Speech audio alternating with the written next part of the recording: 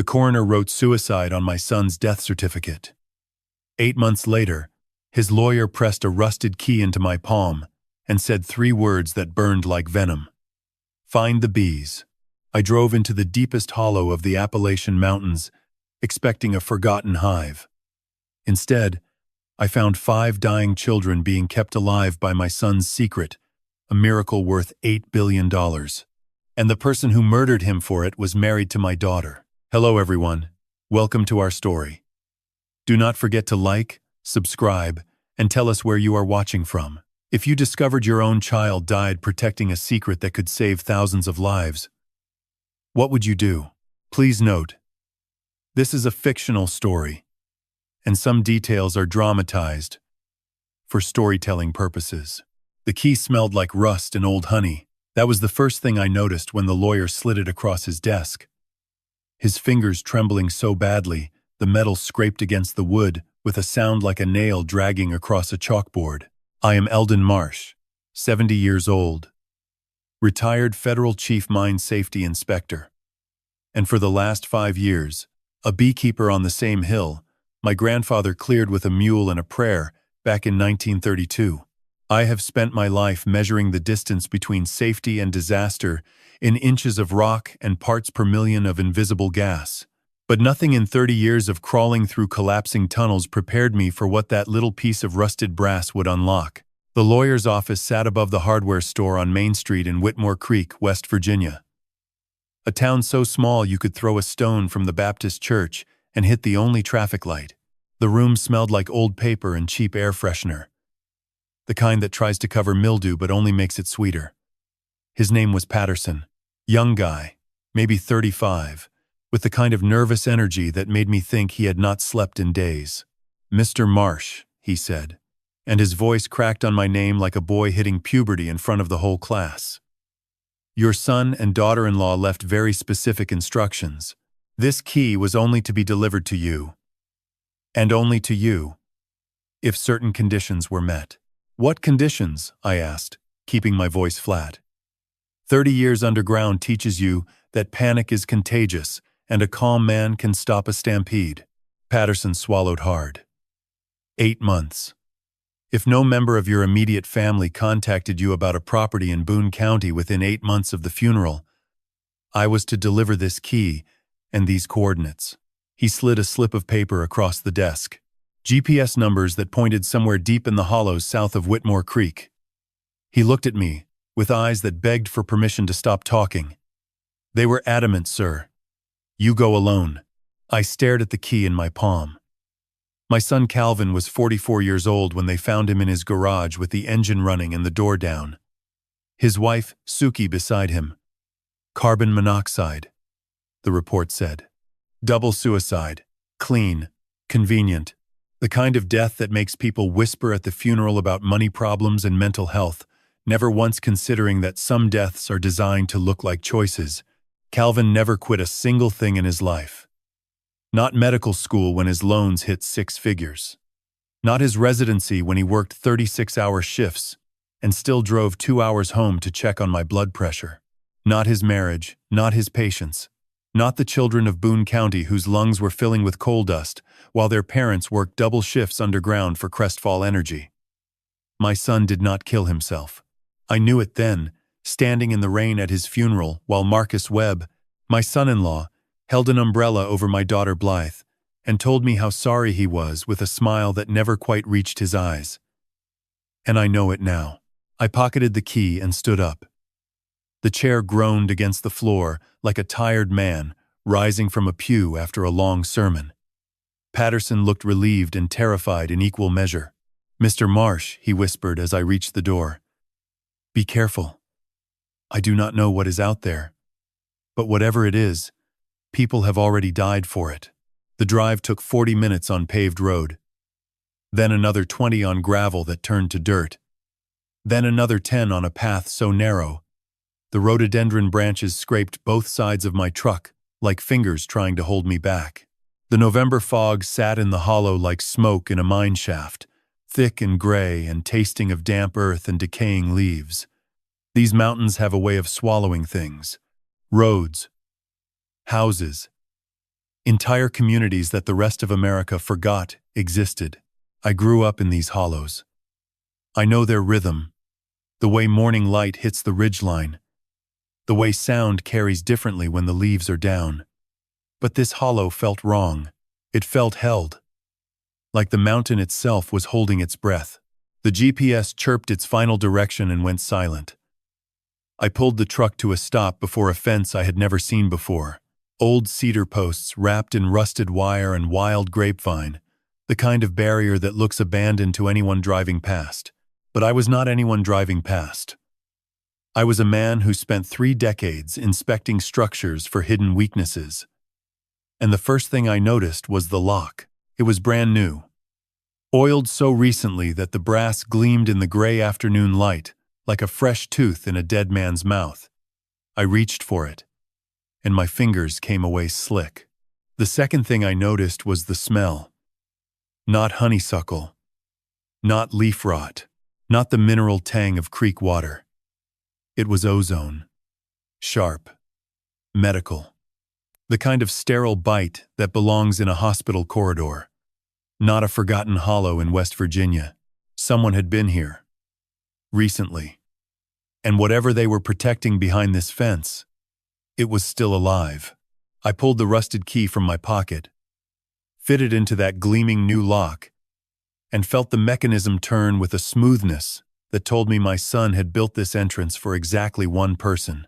The gate swung open without a sound, and the mountain exhaled. The path beyond the gate was not what I expected. The gravel was raked. The drainage ditches were clean.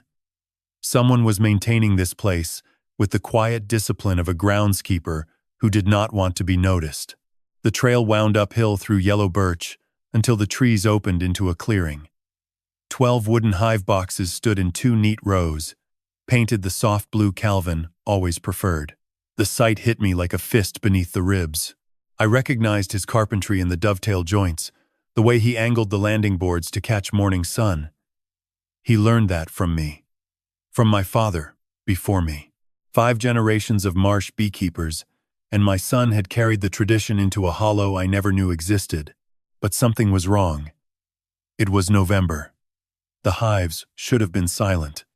Instead, a low industrial hum vibrated beneath the clearing, too steady and too deep to be insects.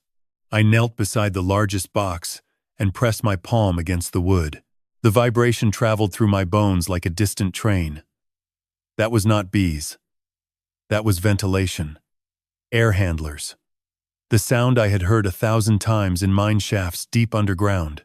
I circled the clearing before I found it. Behind the last hive, hidden by empty supers and wild blackberry, there was a steel door painted to match the surrounding rock. A magnetic seal hissed faintly in the cold.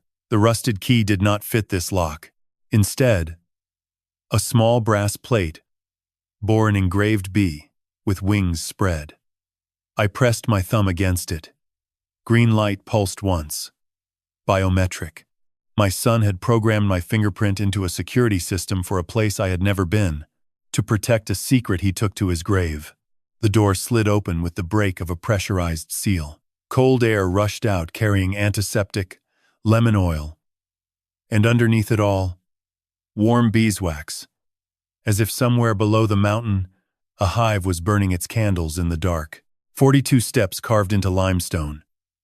Steel beam reinforcement along the walls, the same pattern used in shaft construction. Calvin had built this using mining engineering, the principles I spent 30 years inspecting. My son learned from my career without me ever teaching him. That thought was pride and grief, twisted together like the roots of a mountain oak. The tunnel leveled into a corridor. LED strips cast blue-white light along limestone walls. The mechanical hum was louder, a steady pulse of air through medical-grade filtration. I could taste the cleanliness. A sterile absence of dust that felt unnatural after a lifetime breathing coal country air. The corridor ended at a second door, already open. Behind it stood a woman with a shotgun aimed at my chest, 50-something. Built like a fence post. Steel gray hair pulled tight enough to stretch the skin at her temples. Her hands were steady, her eyes were not. They flickered between rage and hope with the speed of someone who could not tell if rescue or execution had arrived. "Stop right there." Both hands visible. "Who sent you?" "Nobody sent me. My name is Eldon Marsh." "Calvin was my son." "Prove it." I pulled the photograph from my shirt pocket. Calvin and Suki at their wedding beneath the old chestnut tree on my hill. I held it up without stepping closer, the shotgun lowered by inches until it rested against her hip. "Delilah Owens," she said. "Nurse. 23 years, Army Field Surgical. Your son hired me 3 years ago." She studied my face. "You have his jaw. Come in, Mr. Marsh. But understand something. There are 5 children behind me who I will kill for without hesitation. 5 children." I followed her through the door into a space that stole language from my throat. A medical ward built inside a natural cavern. Limestone ceiling arching 30 feet above, like the nave of a cathedral. 5 hospital beds in a semicircle, each surrounded by monitoring equipment blinking blue and green. IV stands. Oxygen concentrators. Portable ventilators, humming their mechanical lullaby. The air smelled of lavender, antiseptic, and apple juice, the combination of a children's ward designed by someone who remembered patients are people first. 4 beds held sleeping children. Small bodies beneath white blankets, chests rising and falling with medicated rhythm. But the 5th bed held a girl who was very much awake. 8 years old. Thin but bright-eyed, with dark Appalachian curls and the defiant posture of a child who decided early that sickness would not own her. She was coloring in a notebook, tongue poking from the corner of her mouth. When she looked up, her gaze was sharp and clear. "Are you Dr. Calvin's daddy?" she asked. Her voice carried the soft drawl of these mountains. "He said you would come when the bees stopped singing." I knelt beside her bed. My knees cracked against cold stone, the sound echoing like a prayer hitting empty walls. "I am, sweetheart," I said. And my voice broke on the second word, like a beam giving way under too much weight. She held up her coloring book. A golden bee with wings spread wide over a green mountain, 5 stick figures standing beneath like it was sheltering them from rain. Her name tag read, Josie. Dr. Calvin said the bees would protect us. He said his daddy knew all about keeping bees safe. In that moment, kneeling on cold limestone in a secret cathedral beneath the Appalachian Mountains, I understood my son had not been keeping a secret. He had been keeping a covenant, and someone murdered him for it. Delilah's voice came from behind me, quiet now, stripped of threat. "Come with me, Mr. Marsh. There is something else you need to see." Delilah led me through a narrow passage that curved deeper into the mountain, the limestone walls weeping moisture in thin silver trails. The air grew colder, the hum of the ventilators faded behind us, replaced by the rhythmic drip of groundwater hitting stone somewhere in the dark. She stopped before a third door. This one heavy oak, reinforced with iron bands. The kind of door you see on root cellars, built by people who expect the worst. This was their war room, she said. I have not touched anything since the day they stopped coming. The room beyond was small, maybe 12 by 15 feet, carved from the same natural limestone. A desk, a monitor, stacks of binders, and covering the entire far wall, a map. Not a simple map. 8. A tactical overlay of Boone County. Every mine shaft of Crestfall Energy marked in red. Every known ventilation outlet marked in yellow. Every water source downstream marked in blue. Red threads connected the mines to a column of photographs pinned along the right edge. Children's faces. Hospital records. Lung scans showing the white clouding of fibrosis in lungs that had not yet lived a decade. But it was the name at the center of the web that stopped my breathing. Written in Calvin's precise handwriting on a red index card, circled 3 times in black marker. Marcus Webb, security and legal consultant. Crestfall Energy. My son-in-law. My daughter's husband. The man who held the umbrella at Calvin's funeral and told me everything would be all right. I stared at that name until the letters blurred. Then I turned to the monitor. Delilah, I said. Show me. She powered on the screen. The machine hummed to life with a blue flicker, and after a moment, a video file appeared. Dated 11 days before my son died. Delilah pressed play, and the room filled with ghosts. Calvin sat at this very desk. The limestone wall behind him, glowing amber from a lamp just out of frame. He looked tired. Not the normal tired of a country doctor working too many hours. This was the tired of a man carrying a weight that was slowly pressing the life from his bones. Beside him, Suki leaned against the desk edge, her arms crossed, her jaw set with the ferocity of a woman who had already decided what she was willing to die for. Dad. Calvin's voice filled the small room, and the sound of it cracked something open inside my chest that I had spent 8 months sealing shut. If you are watching this, then the bees have stopped singing.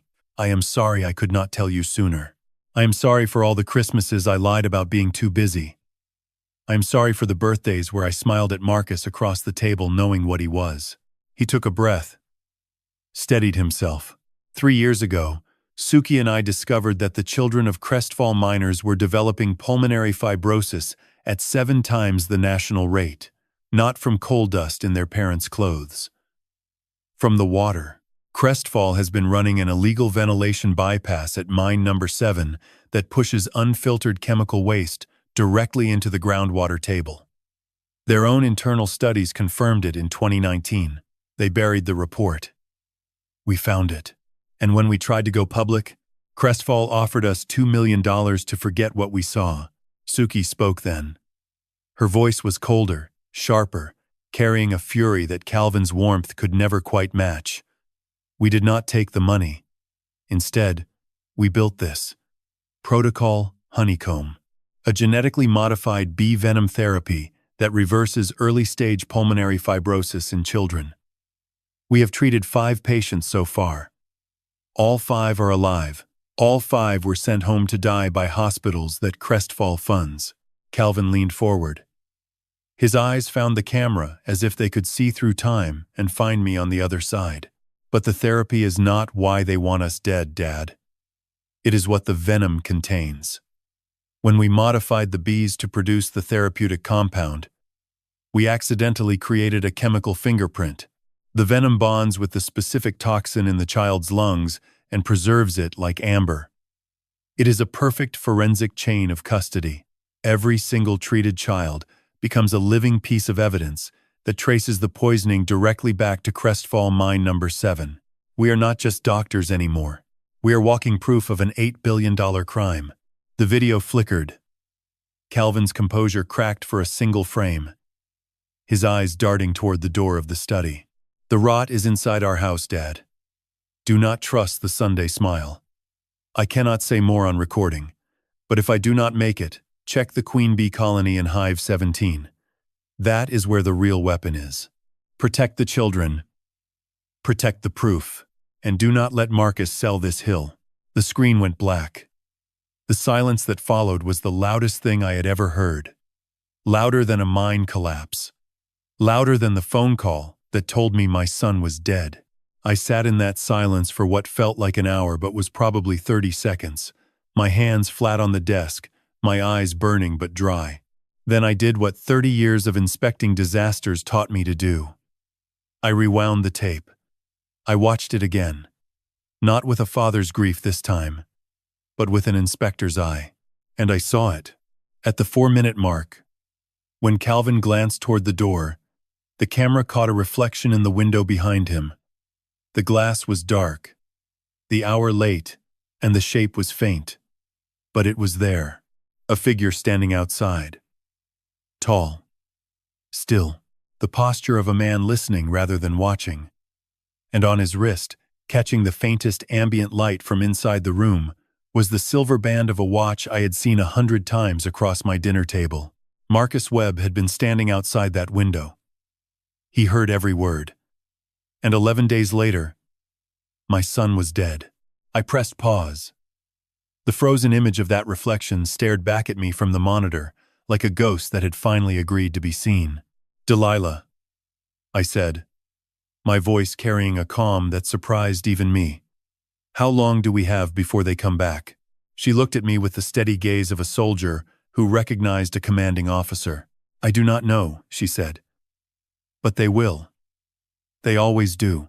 I stood up from my dead son's chair and felt something shift inside my chest. Not grief. Not rage. Something older and colder. The same thing I felt the first time I walked into a mine shaft that I knew was about to collapse and had to get 37 men out before the mountain ate them alive. Purpose. I did not sleep that night. Or the night after. I spent 48 hours in my son's war room memorizing every thread on that map, every name, every connection between Crestfall Energy and the children whose lungs were filling with poison. Then I drove home, parked my truck in the same spot it always sat, and waited. A good inspector does not chase the collapse. He waits for the mountain to reveal its fracture lines, and the fracture came to me on Sunday morning wearing a tailored jacket and carrying a bottle of Blanton's bourbon that cost more than my monthly groceries. Marcus Webb's silver SUV crunched up my gravel drive at 9:15, right when he knew I would be on the porch with my coffee. He had always been punctual. Punctual and polished. The kind of man who made you feel underdressed in your own home. I watched him step out with that wide smile, the one Calvin had warned me about from the grave. The Sunday smile. The teeth were too white. The posture too relaxed. The confidence of a man who believed he was the smartest person in every room he entered. Blythe climbed out of the passenger side a full 3 seconds after him. That delay told me everything. She was waiting for permission.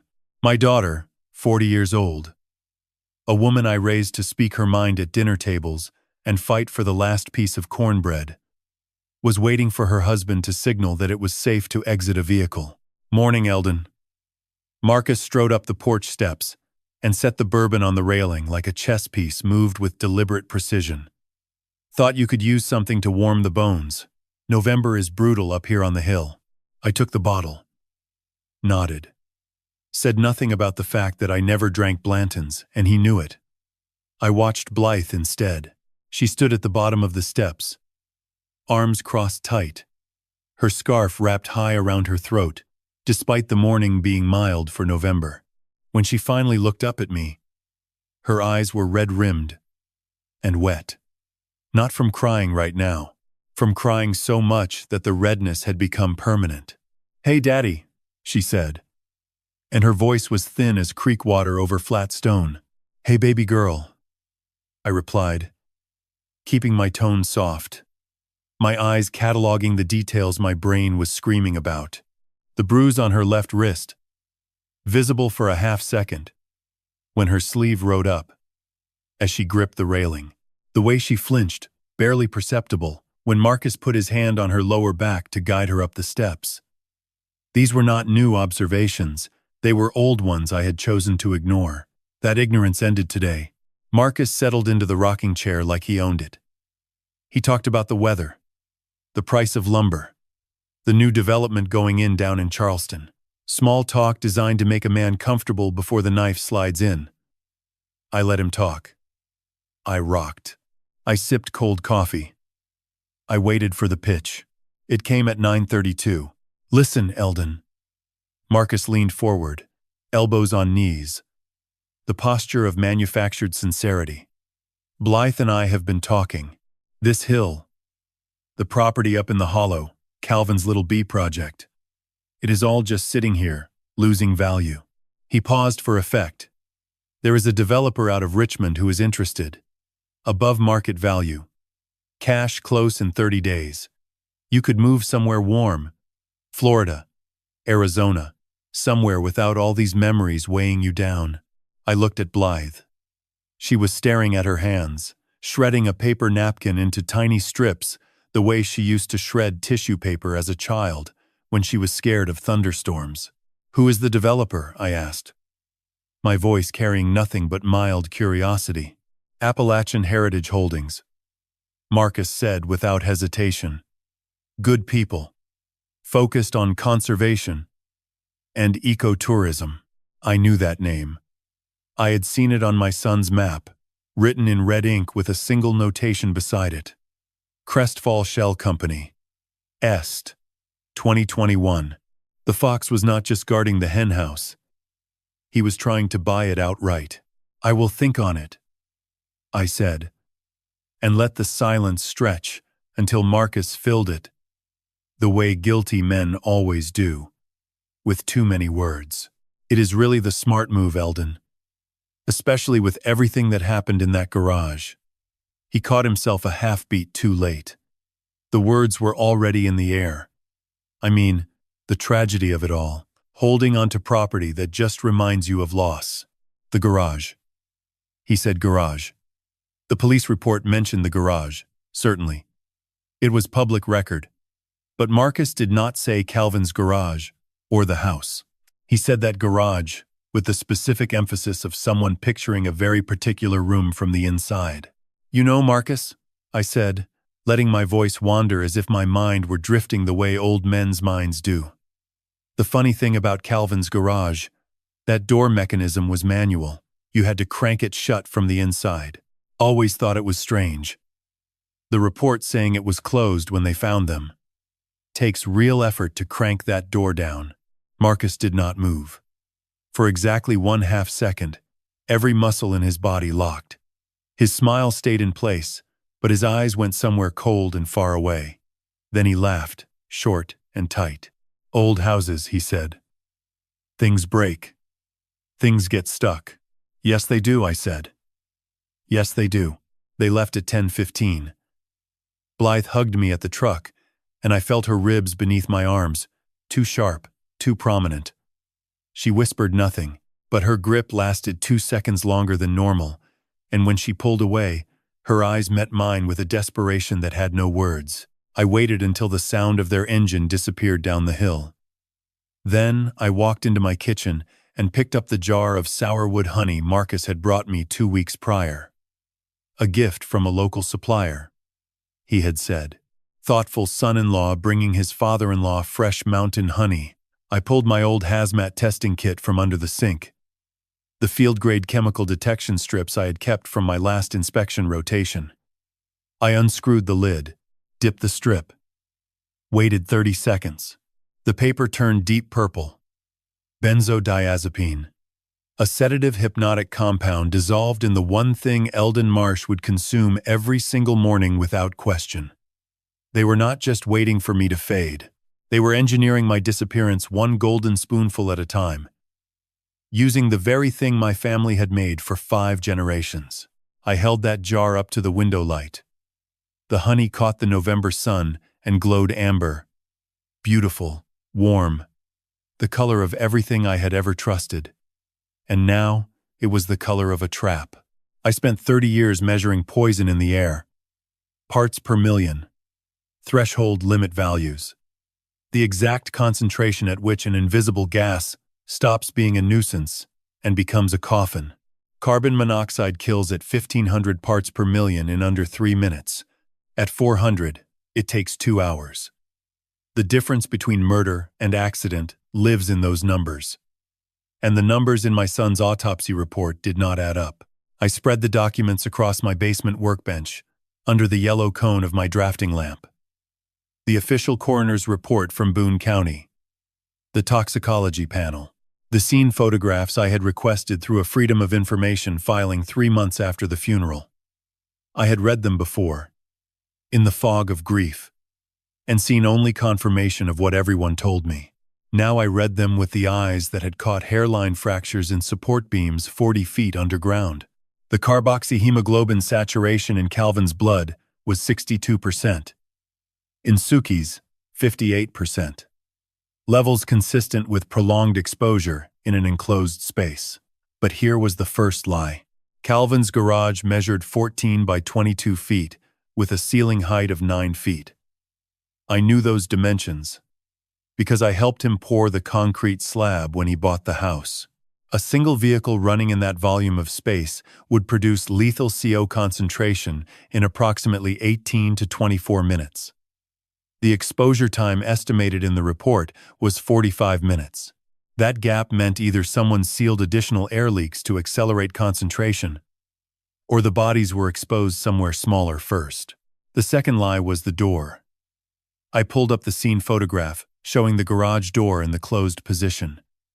Everyone assumed automatic, an electronic mechanism that could be triggered from inside the car, allowing someone to sit in the driver's seat, press a button, and wait for the gas to do its work.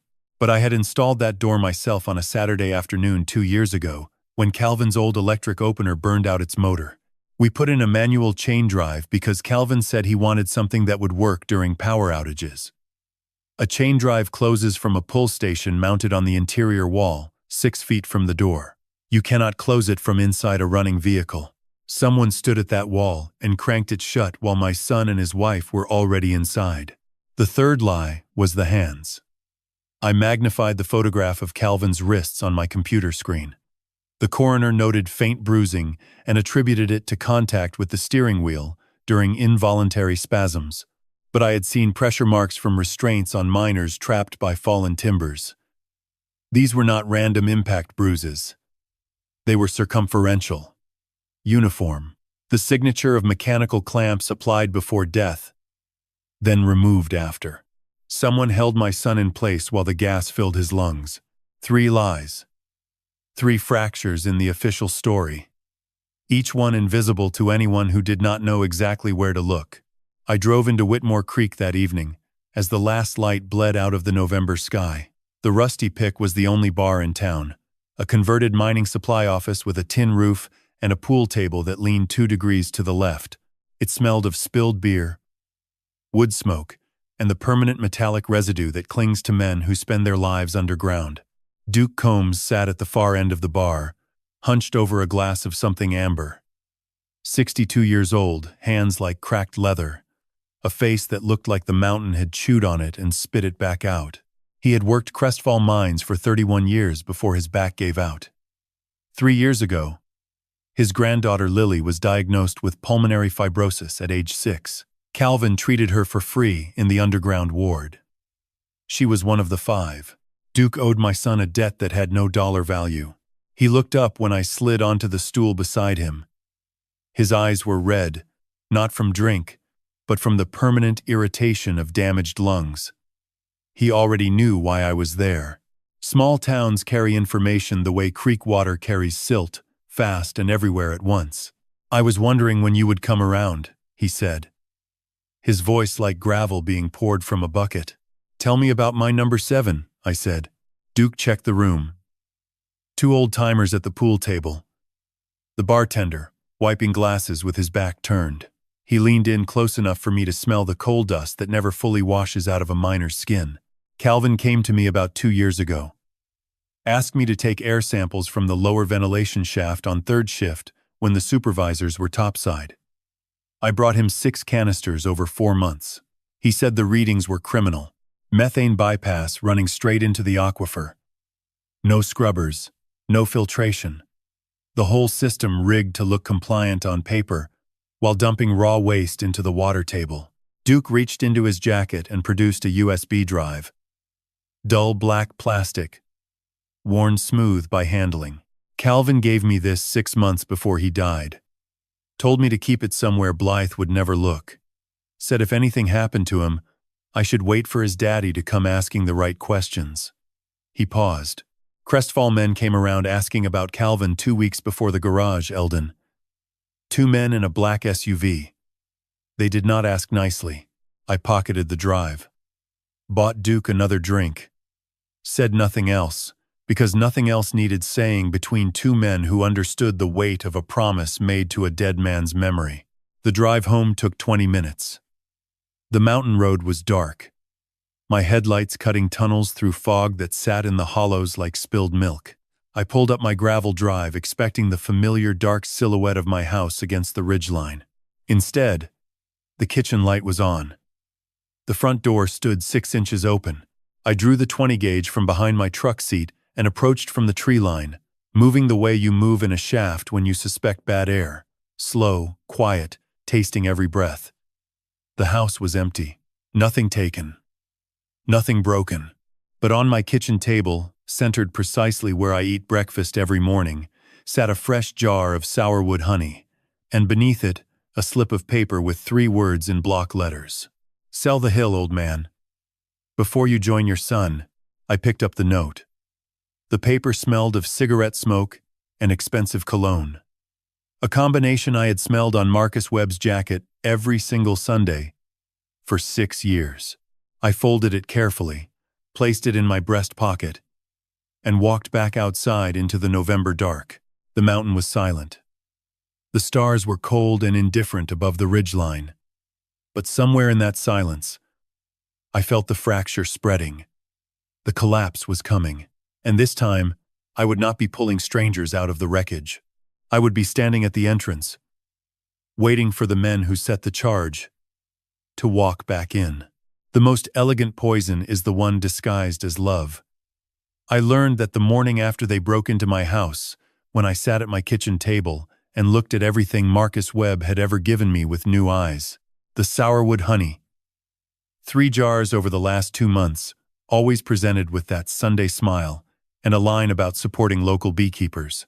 The ground coffee in the canister beside the stove, a Christmas gift from Blythe. The daily pill organizer sitting on my windowsill, which Blythe refilled for me every 2 weeks because she worried about my heart medication. I had thought it was kindness, devotion. A daughter caring for her aging father the way good daughters do in these mountains. I pulled my testing kit from under the sink and went through every item systematically. The honey tested positive for benzodiazepine, as I already knew. The coffee grounds showed traces of a secondary compound, something my field kit could not fully identify, but flagged as a central nervous system depressant. Then I opened the pill organizer. My cardiologist prescribes me metoprolol. Small white tablets, round, scored in the center. I know their weight. I know their chalky texture between my fingers. The pills in Monday through Wednesday were correct. Thursday through Sunday were different. Same size, same color. But the score line was slightly off-center. And when I crushed one between my fingers, it dissolved into powder with no resistance. Sugar pills, pressed to look identical to my heart medication. They were not just sedating me. They were removing my cardiac protection while simultaneously introducing depressants that would mimic the confusion and instability of a man whose heart was failing and whose mind was following. In 6 months, maybe less, any doctor would look at my declining state and sign whatever paperwork Marcus put in front of them. Alzheimer's, vascular dementia. Pick your diagnosis. The evidence would be written in my own deteriorating body. I sat there for a long time, holding a sugar pill between my thumb and forefinger, staring at it in the morning light. This was not impulsive. This was architectural. Somebody with medical knowledge had designed a protocol for erasing me, and my daughter was the delivery mechanism. The question that burned like acid in my stomach was whether Blythe knew what she was delivering, or whether she was simply following Marcus's instructions the way she followed every other instruction he gave. I made my decision before the coffee finished brewing. I would not confront. I would not run. I would become exactly what they wanted to see. A confused old man, whose grip on reality was slipping week by week. I would take the poisoned honey. I would swallow the sugar pills. I would stumble over words and forget names and leave the stove burning. And while they watched me crumble, I would be building the case that would bury them. Blythe came alone on Wednesday. That was unusual. Marcus always drove her, always stayed, always controlled. The conversation from the best chair in my living room. But today she pulled up in her own sedan, and when she stepped out, her movements were hurried, frantic. The movements of a woman operating on a deadline someone else had set. "Daddy," she said. And her voice was bright in the way that fresh paint is bright over rotted wood. "I brought you some paperwork from Dr. Hensley. Just routine. He wants to update your medical power of attorney since Calvin is gone." She spread the documents on my kitchen table. I let my hand shake as I reached for them. Let my eyes go unfocused. I read every word while appearing to comprehend none of it. It was not a simple power of attorney update. It was a petition for emergency guardianship, supported by an affidavit from Dr. Ray Hensley of Whitmore Creek Medical Center, stating that in his professional opinion, I was exhibiting signs of rapid cognitive decline and was a danger to myself living alone. I had not seen Dr. Hensley in over a year. He had never examined me for cognitive function, but I knew his name from Calvin's map, a yellow thread connecting his practice to a Crestfall subsidiary that funded the clinic's new imaging wing last spring. "This looks complicated, baby girl," I mumbled, letting my words drift like a man losing his train of thought. I just get so confused these days. Everything since Calvin, it is all jumbled up. Blythe's pen hovered over the signature line. Her hand was trembling. She was not a good actress. Never had been. Even as a child, when she lied about eating the last cookie, her left eye twitched. It was twitching now. "Just sign here, Daddy," she whispered. "And here. And it will all be taken care of. You will not have to worry about anything." Then she broke. Just for a half second. Her composure cracked like ice over a spring creek, and something real and terrified surged through. "Just sign it, Dad. Please." Before she stopped, swallowed the rest of the sentence like it was glass. Her eyes went to the window, then to her phone, then back to me. The twitching stopped. The mask returned. "Before what, baby girl?" I asked softly. "Nothing." She shook her head, tucked a strand of hair behind her ear, with fingers that could not stay still. "Before winter gets bad, and the roads ice over. That is all I meant." I signed the papers. I used my left hand, producing a signature so shaky and malformed that my bank would reject it instantly. But Blythe did not know that. She collected the pages with the efficiency of someone completing an assignment, kissed my forehead, and was gone within 4 minutes. That night I installed the first camera. Pinhole lens hidden inside the smoke detector above the kitchen sink. The second went into the hallway baseboard. The third, behind a book on the shelf, facing the front door. I routed the feeds through a satellite relay I had purchased under a false name 3 towns over. The equipment stored in a rented locker that no one in my family knew existed. I turned off the lights at 9:30, the way I always did. I lay in bed with my eyes open, listening to the house settle around me, waiting. At 2:14 in the morning, the back door opened. I heard it, because I had removed the weather stripping the day before, ensuring the rubber seal would squeak against the frame. Footsteps in the kitchen, quiet, practiced. The soft click of my refrigerator opening, the sound of liquid being poured. I did not move. I breathed slowly, deeply, performing sleep with the discipline of a man who understood that survival sometimes requires perfect stillness. The footsteps paused outside my bedroom door. 30 seconds of silence. I could feel him standing there through the wood, calculating, measuring, the way a predator assesses whether its prey is truly unconscious. Then the footsteps retreated. The back door squeaked shut.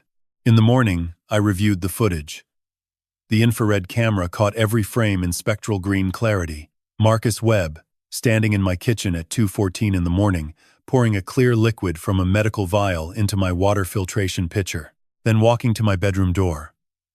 Standing there for exactly 30 seconds with his head tilted, listening to my breathing the way you listen to a machine you expect to stop running soon. The man who murdered my son was now standing outside my bedroom door at 2 in the morning, counting the days until I stopped breathing. And I was going to let him believe he was winning. Right up until the moment I closed the door on his cage. A mine inspector builds cases the way a mason builds walls. One stone at a time. Each piece tested for weight and integrity before it bears the load of the next. I spent 3 days in my basement arranging the evidence into a structure that could withstand any legal storm Marcus Webb's lawyers might throw at it. On my workbench, organized in fireproof document sleeves, I laid out the architecture of my son's murder, the autopsy discrepancies, the garage door mechanism photographs, the chemical analysis strips from the honey, the coffee, the water filtration pitcher, Duke's USB drive containing Calvin's air quality data from mine number 7, screen captures from my surveillance cameras showing Marcus entering my home at 2:14 in the morning, the guardianship papers bearing my deliberately invalidated signature, and Calvin's video, copied onto 3 separate encrypted drives, hidden in 3 separate locations. Each piece alone was circumstantial. Together, they formed a pattern so clear that even a first-year prosecutor could read it like a geological survey map. But I was not a first-year prosecutor. I was a 70-year-old beekeeper with a dead son, and the local police department received its community outreach funding from a Crestfall Energy Foundation. I needed federal hands. Clean hands. I found them through a name I had not spoken in 8 years. Rena Cortez. 38 years old. FBI field agent out of the Charleston Bureau. I knew her because her father, Miguel Cortez, had been my deputy chief inspector for 11 years. Before a roof collapse at Marlin Creek, mine took his legs and his pension in the same afternoon. I fought the appeal that got Miguel his disability benefits. Rena sent me a Christmas card every year with the same 4 words. We do not forget. I called her from a prepaid phone purchased in cash at a gas station in Fayette County. She answered on the second ring. "This is Eldon Marsh," I said. "I need to meet. Not at your office. Not anywhere with a camera or a badge visible. And I need you to come alone." The silence on the other end lasted 3 seconds. Then her voice. Careful and professional. "Mr. Marsh." The gas station on Route 19. The abandoned Texaco past Gauley Bridge. 2 hours. The Texaco had been dead for a decade. Pumps rusted. Canopy sagging. The kind of place where teenagers used to drink, and now only foxes visited. I arrived 40 minutes early and sat in my truck watching the road in both directions. Old habits. Underground. You always know your exits before you enter. Cortez pulled up in a dark blue sedan with government plates she had clearly borrowed from the motor pool rather than her assigned vehicle. Smart. She was younger than I expected, sharp-featured. With her father's watchful eyes and the controlled posture of someone trained to assess threat levels in the time it takes to open a car door. She slid into my passenger seat without ceremony. The cab smelled of coffee and old upholstery. She looked at the folder in my lap, then at my face. "My father always said you could smell a bad mind before you ever stepped inside," she said. "So tell me what you smell, Mr. Marsh." I told her everything. Took 45 minutes. She did not interrupt once. Did not take notes. Just listened with those dark, steady eyes fixed on the windshield while the November rain began to tap against the glass. When I finished, she sat in silence for a long moment, her jaw working slightly the way her father's used to when he was processing something that made him angry. "We have been watching Crestfall Energy for 2 years, she said finally. Environmental Crimes Division opened a preliminary file after a whistleblower complaint from a former engineer. But we could never get inside. Their legal team is a fortress. Every witness we approach recants within a week." She turned to look at me directly. "What you have, Mr. Marsh, is the connective tissue we have been missing. The link between corporate policy and individual criminal action. There is more," I said. And I watched her eyes sharpen. "Your son was not the first," she said. It was not a question. 3 others, she confirmed. Dr. Amara Singh, environmental epidemiologist, Mingo County, ruled a hiking accident in 2021. Dr. Paul Whitfield, hydrologist, found dead in his bathtub in 2022, ruled accidental drowning combined with alcohol. And Dr. Ellen Cruz, toxicologist, car accident on Route 52 in 2023. Single vehicle. No witnesses. All 3 had active research, connecting Crestfall mining operations to community health outcomes. 4 dead scientists. My son was number 4. And every death ruled accidental or self-inflicted by coroners whose clinics received Crestfall funding. The pattern was not hidden. It was simply too monstrous for anyone to look at directly. "I will wear a wire," I said. "I will get Marcus Webb to confess on tape. And I will deliver you, Victor Haldane, on a federal platter." Cortez studied me for a long moment. She was calculating risk, liability, the political exposure of wiring a 70-year-old civilian against a corporate-funded killer. Your son's facility, she said. The children. We can provide protection. Discreet. Off-book, until we have enough for warrants. Done, I said. And Cortez nodded once. The sharp, definitive nod of someone who had just committed to a course that could end careers or make them. We set the timeline. 2 weeks to build the trap. She would handle the legal framework. I would handle Marcus. We shook hands in the dark cab of my truck, the rain hammering the roof like an audience demanding an encore. The drive home should have taken 30 minutes. It took 6 because I stopped at the top of my hill and could not drive further. My headlights illuminated a massacre. They were everywhere. Thousands of them. Scattered across the ground in drifts of gold and black like autumn leaves that had been poisoned instead of fallen. My bees. 5 generations of marsh bees, queens descended from stock my great-grandfather brought from the old country.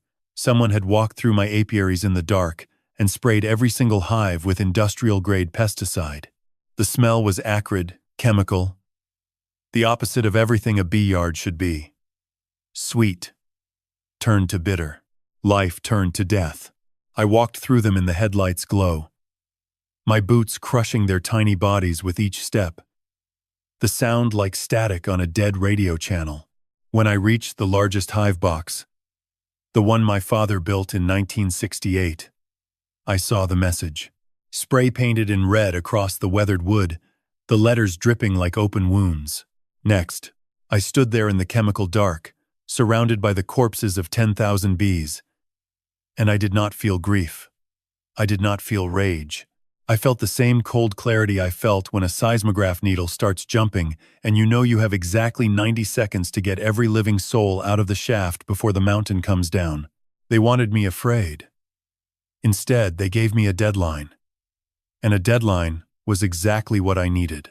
Dawn came cold and gray, and I stood in the graveyard of my apiaries while frost crystallized on the bodies of 10,000 bees. The pesticide smell had faded overnight into something worse. The absence of smell. No wax, no honey, no pollen. Just chemical silence where 5 generations of life used to hum. I walked the rows counting losses. Box 1. Dead. Box 2. Dead. 3 through 11. Dead. Box 12 through 16. Dead. Each one opened to reveal the same horror. Clustered bodies piled at the bottom of frames. Wings frozen in postures of confusion. Legs still gripping comb they would never fill again. My father's bees. My grandfather's bees. The strain that survived 2 world wars and the Great Frost of 1977. Gone in a single night because a man in a suit decided my grief was taking too long. Then I reached box 17. It sat at the far edge of the clearing, separated from the others by 20 feet of wild goldenrod and a low stone wall I had built the summer Calvin turned 40. Calvin had placed it there deliberately, telling me at the time that the queen in 17 was special stock and needed isolation to prevent crossbreeding. I believed him. A beekeeper knows that queens are particular creatures who demand their own territory. The box was untouched. No pesticide residue on the landing board. No chemical smell. The painted wood was clean, and when I pressed my ear against the side, I heard it. The hum, low and steady, and alive. The queen and her colony had survived because whoever sprayed my hives in the dark did not know this box existed. It was hidden behind the wall, obscured by goldenrod stalks that had grown waist-high in autumn, invisible to anyone who did not know exactly where to look. Calvin built this box for my 70th birthday. Carved my initials into the side with the pocket knife I gave him when he turned 12. He told me this was a legacy hive, that the genetics inside were irreplaceable. I had assumed he meant beekeeping genetics. Now I understood he meant something else entirely. I opened the top cover slowly, the way you open a door when you know something important waits on the other side. The frames inside were heavy with capped honey. The colony healthy and thriving in their insulated winter cluster.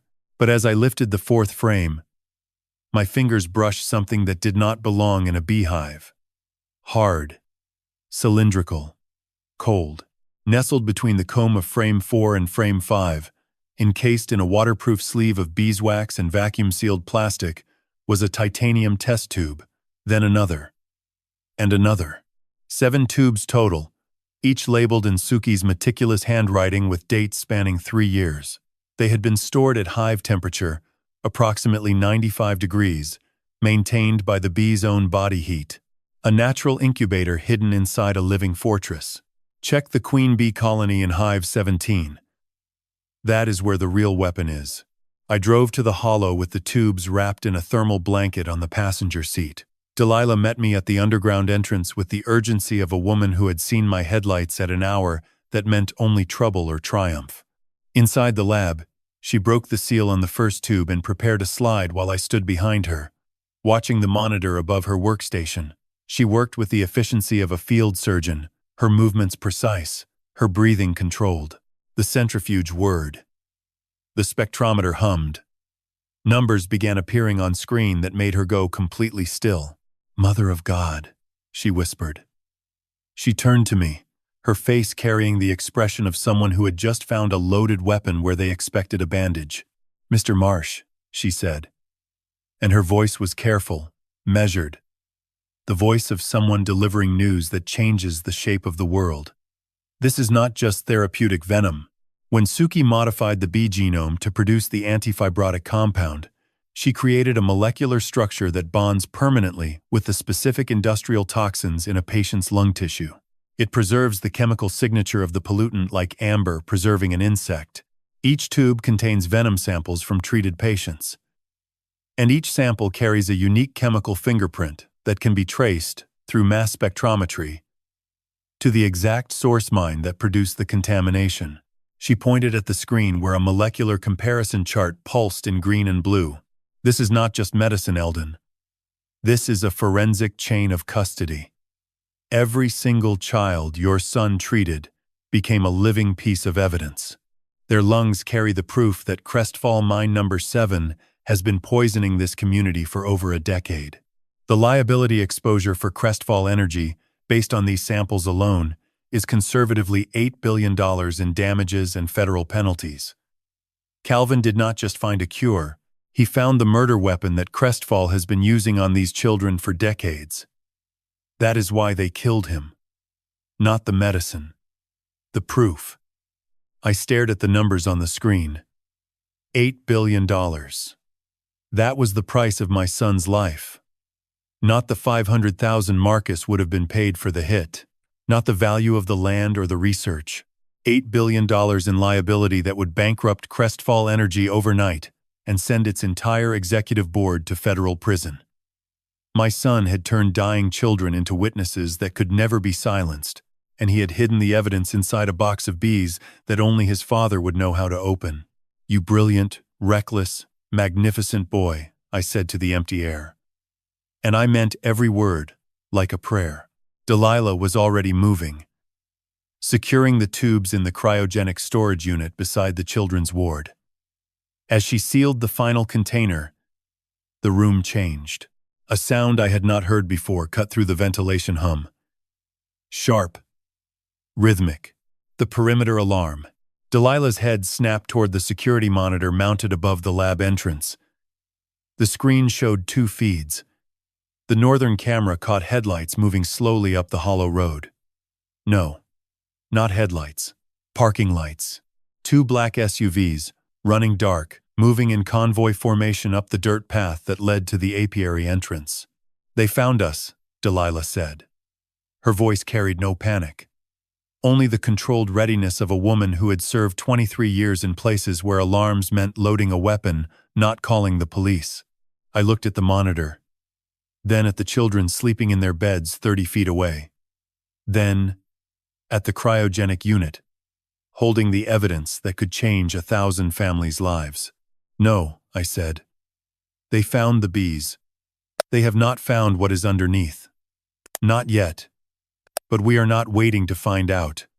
Wake the children. We are moving." Delilah moved like the soldier she was. No questions. No hesitation. She hit the emergency lighting switch, and the ward shifted from soft blue to amber, the color of urgency without panic. The children stirred in their beds, small faces emerging from white blankets with the confusion of interrupted dreams. "I need everyone in their chairs," Delilah commanded, already unclipping the IV stands from their wall mounts and transferring them to portable battery packs. Travel protocol. Just like we practiced. They had practiced. I watched these 5 children, ages 6 to 11, swing their legs from their beds and move to the emergency wheelchairs lined along the far wall with a discipline that broke my heart. They had rehearsed this. Calvin and Suki had prepared them for exactly this moment. The moment when the people who wanted the miracle destroyed came knocking at the door. Josie was the fastest. She gathered her coloring book and a small stuffed bee, tucked them into her lap, and looked at me with eyes that were too old for an 8-year-old face. "Is it the bad men, Mr. Eldon?" she asked. "It is just a drill, sweetheart," I lied. "And we are going on an adventure." Calvin had designed the evacuation route with the same engineering precision he used for everything in this place. Behind the cryogenic storage unit, concealed by a false wall of limestone veneer, a secondary tunnel opened into darkness. This one was older, rougher, carved not by my son but by miners a century ago, who followed a coal seam deep into the mountain before the vein ran dry and the company moved on. I knew these abandoned shafts. I had inspected dozens of them during my career, mapping their stability and marking their entrances for the county geological survey. Calvin must have found this one during construction and realized it connected to the old Marlin Creek mine complex 2 ridges over. The tunnel was tight. Cold. The air tasted of ancient coal dust and iron-rich groundwater. I pushed Josie's chair at the front while Delilah brought up the rear with the youngest child, a 6-year-old boy named Cody, who clung to his oxygen concentrator like a teddy bear. The portable monitors beeped softly in the dark, green lights pulsing against the tunnel walls like underwater creatures.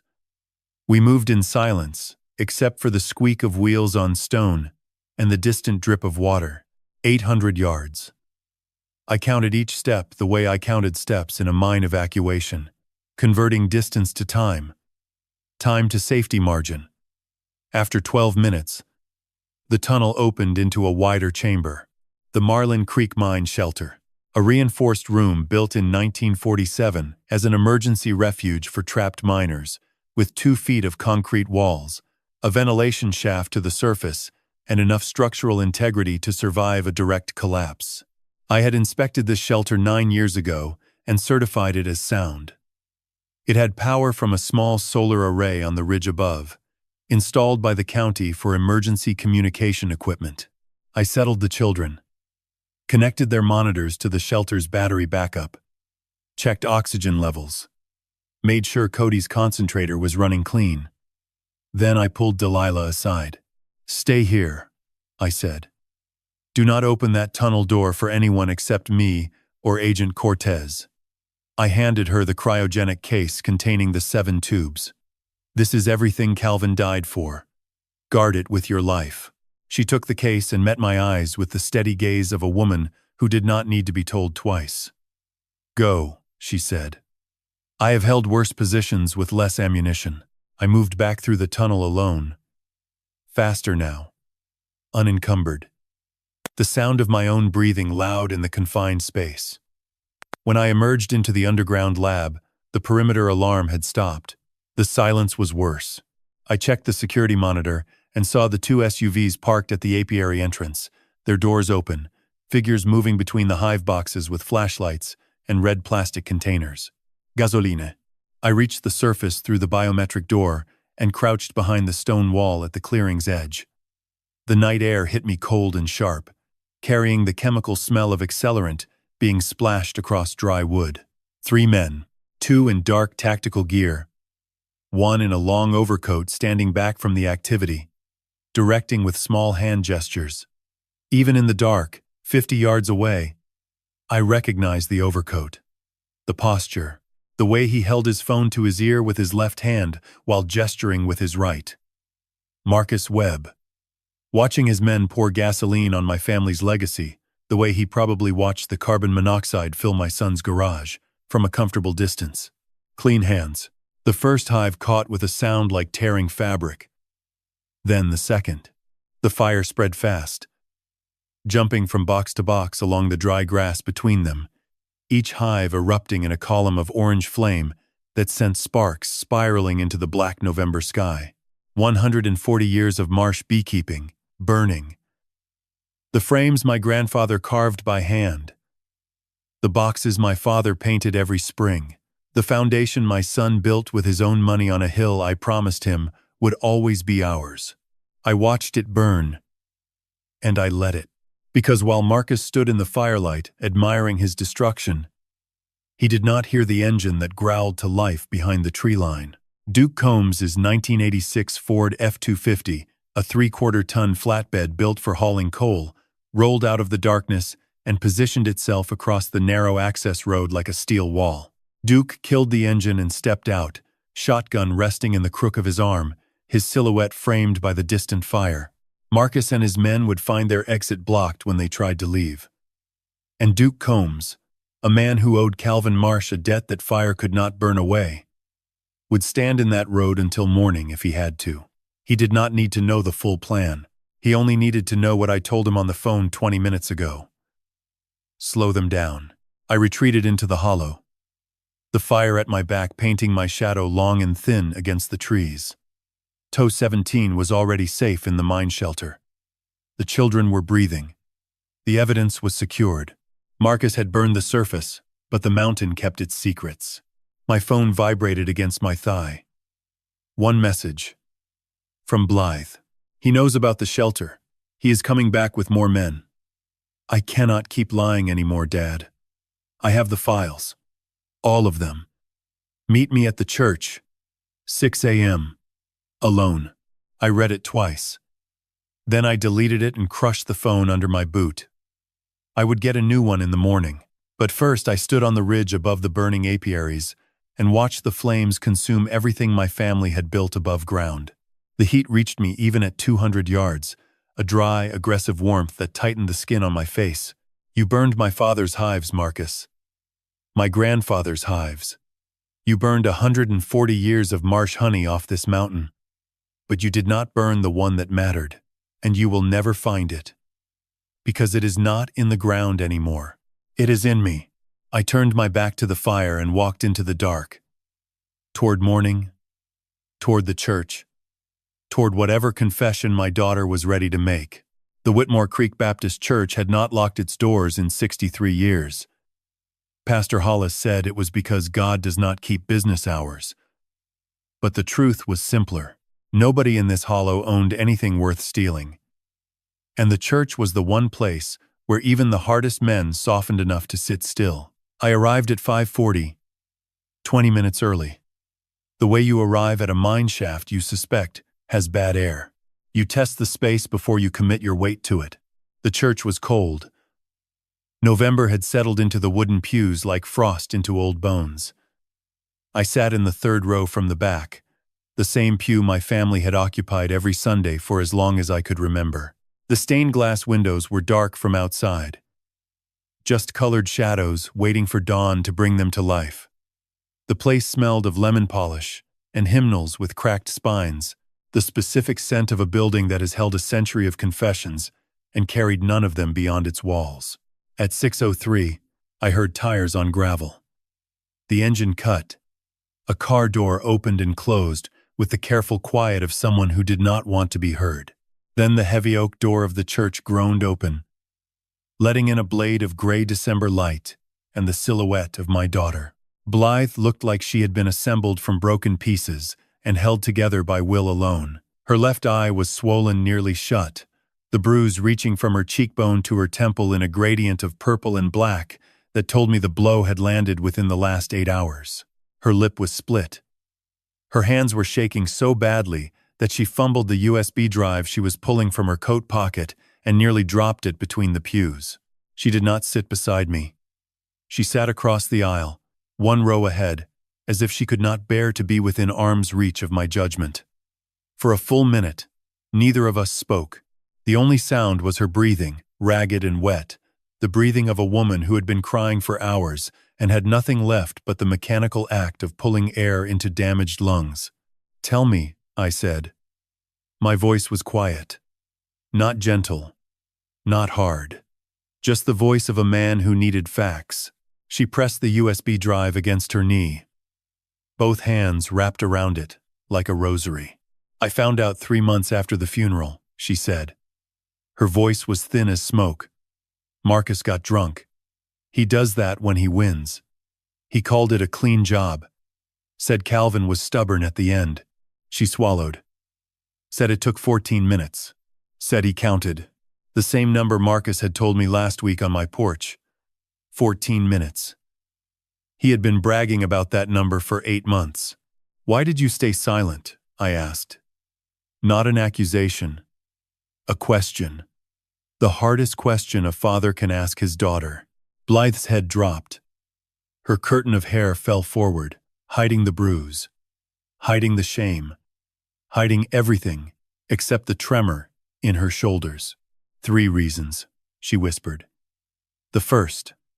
When I was 26, I stole $43,000 from a client trust account at the firm where I worked.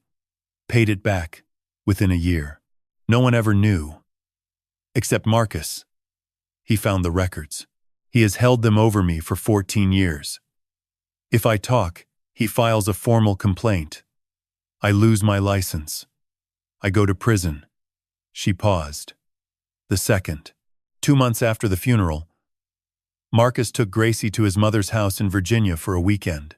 He sent me a photograph of her sleeping in her bed there. He said, if I ever spoke to police, the next photograph would be from a hospital. Her voice cracked on the word hospital. She took 3 breaths before she could continue. The third reason is the worst, Dad. She looked up at me, and her good eye was red and raw and absolutely clear. I was afraid that if I told you, you would hate me. And I could survive Marcus. I could survive prison.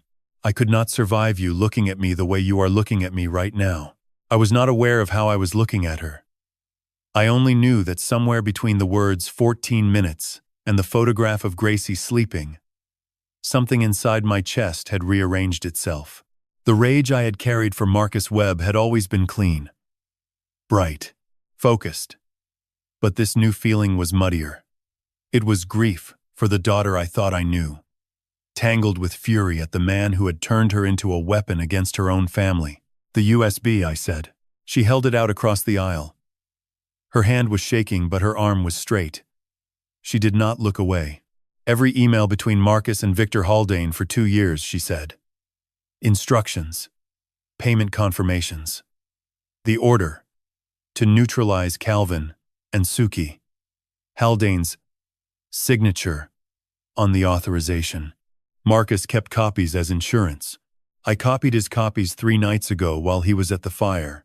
So she had known about the fire, had watched him leave the house with gasoline cans and said nothing. But she had used those hours alone to crack his safe and take the one thing that could destroy him. Not bravery, not yet, but the first movement of a woman deciding to stop drowning and start swimming. I took the drive. The plastic was warm from her grip. I did not kill them, Dad, she said. But my silence did. Every day since has been a kind of dying. I know that does not fix anything. I know you may never look at me the same way, but I am done being his. I am done being afraid of what I lose. I already lost everything that mattered. I looked at my daughter, at the bruise on her face, at the split lip, at the hands that had not stopped shaking since she walked through the door.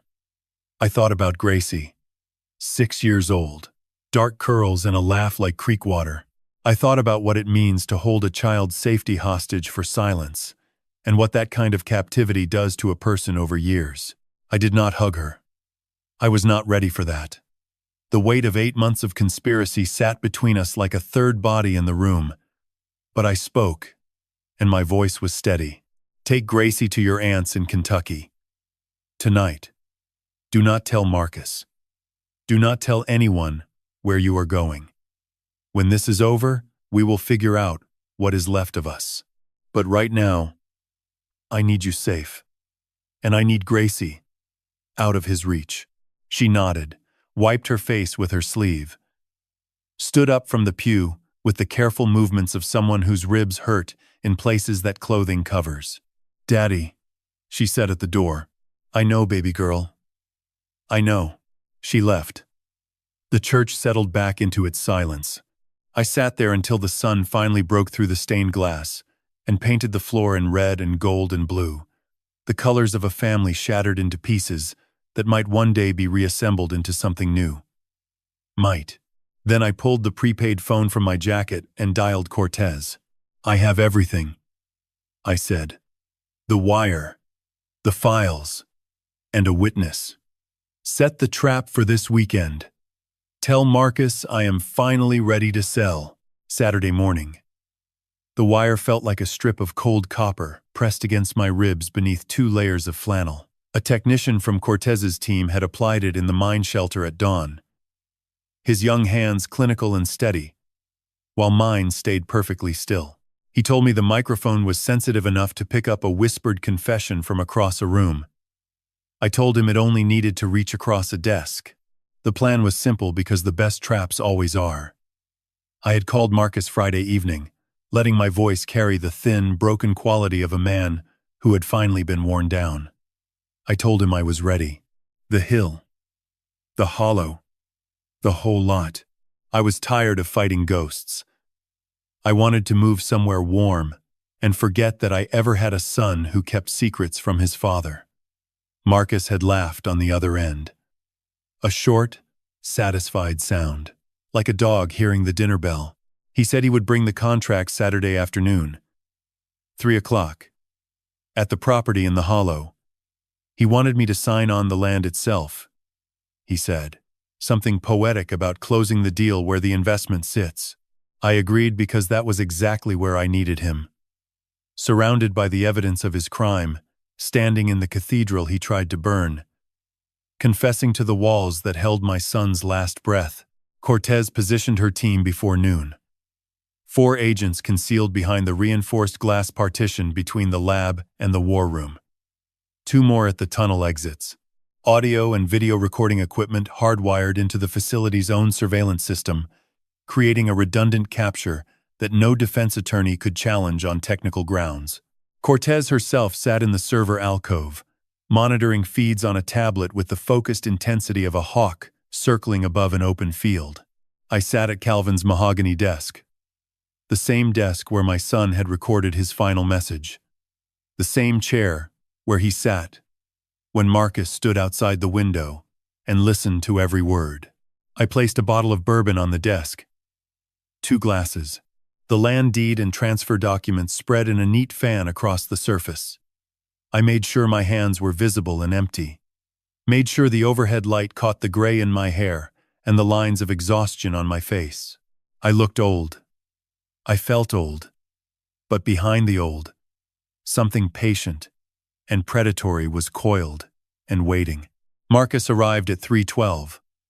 12 minutes late because men like him believe their time is worth more than yours. I heard his footsteps on the limestone stairs.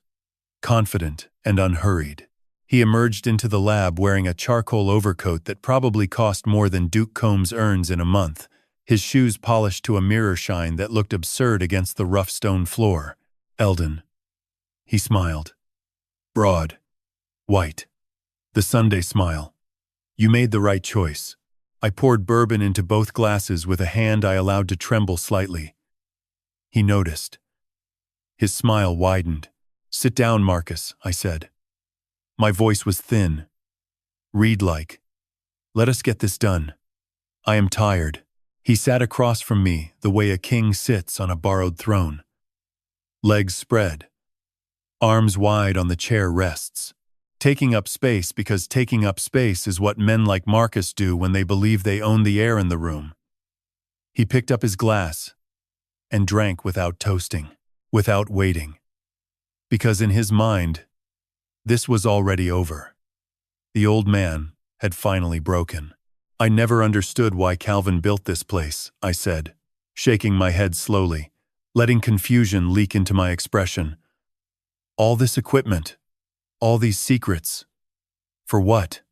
Some bees and a pipe dream. Marcus swirled his bourbon.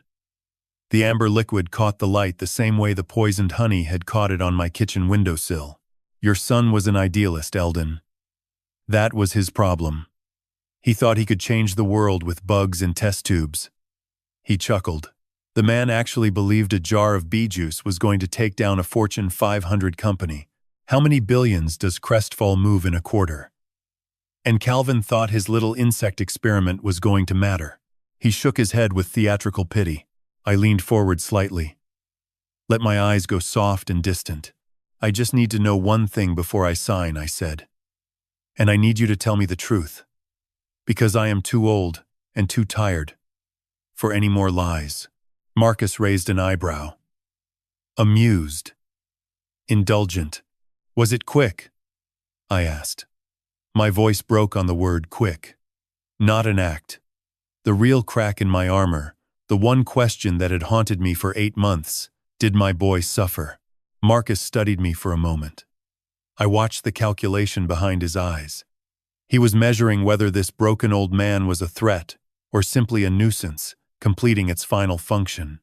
He decided on the latter. And that decision, born from arrogance, was the door through which his entire life walked out. He set his glass down, leaned back. His face shifted into something I had never seen before. The mask dropped entirely, and behind it was not a monster. It was something worse.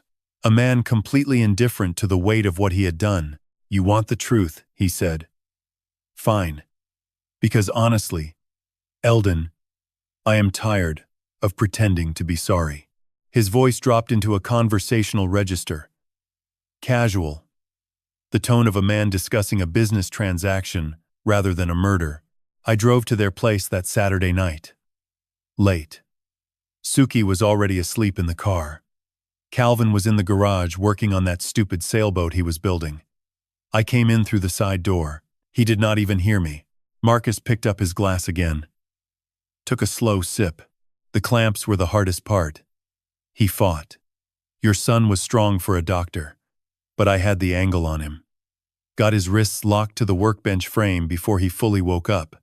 Then, I went for Suki. She was easier. She was half sedated. Already.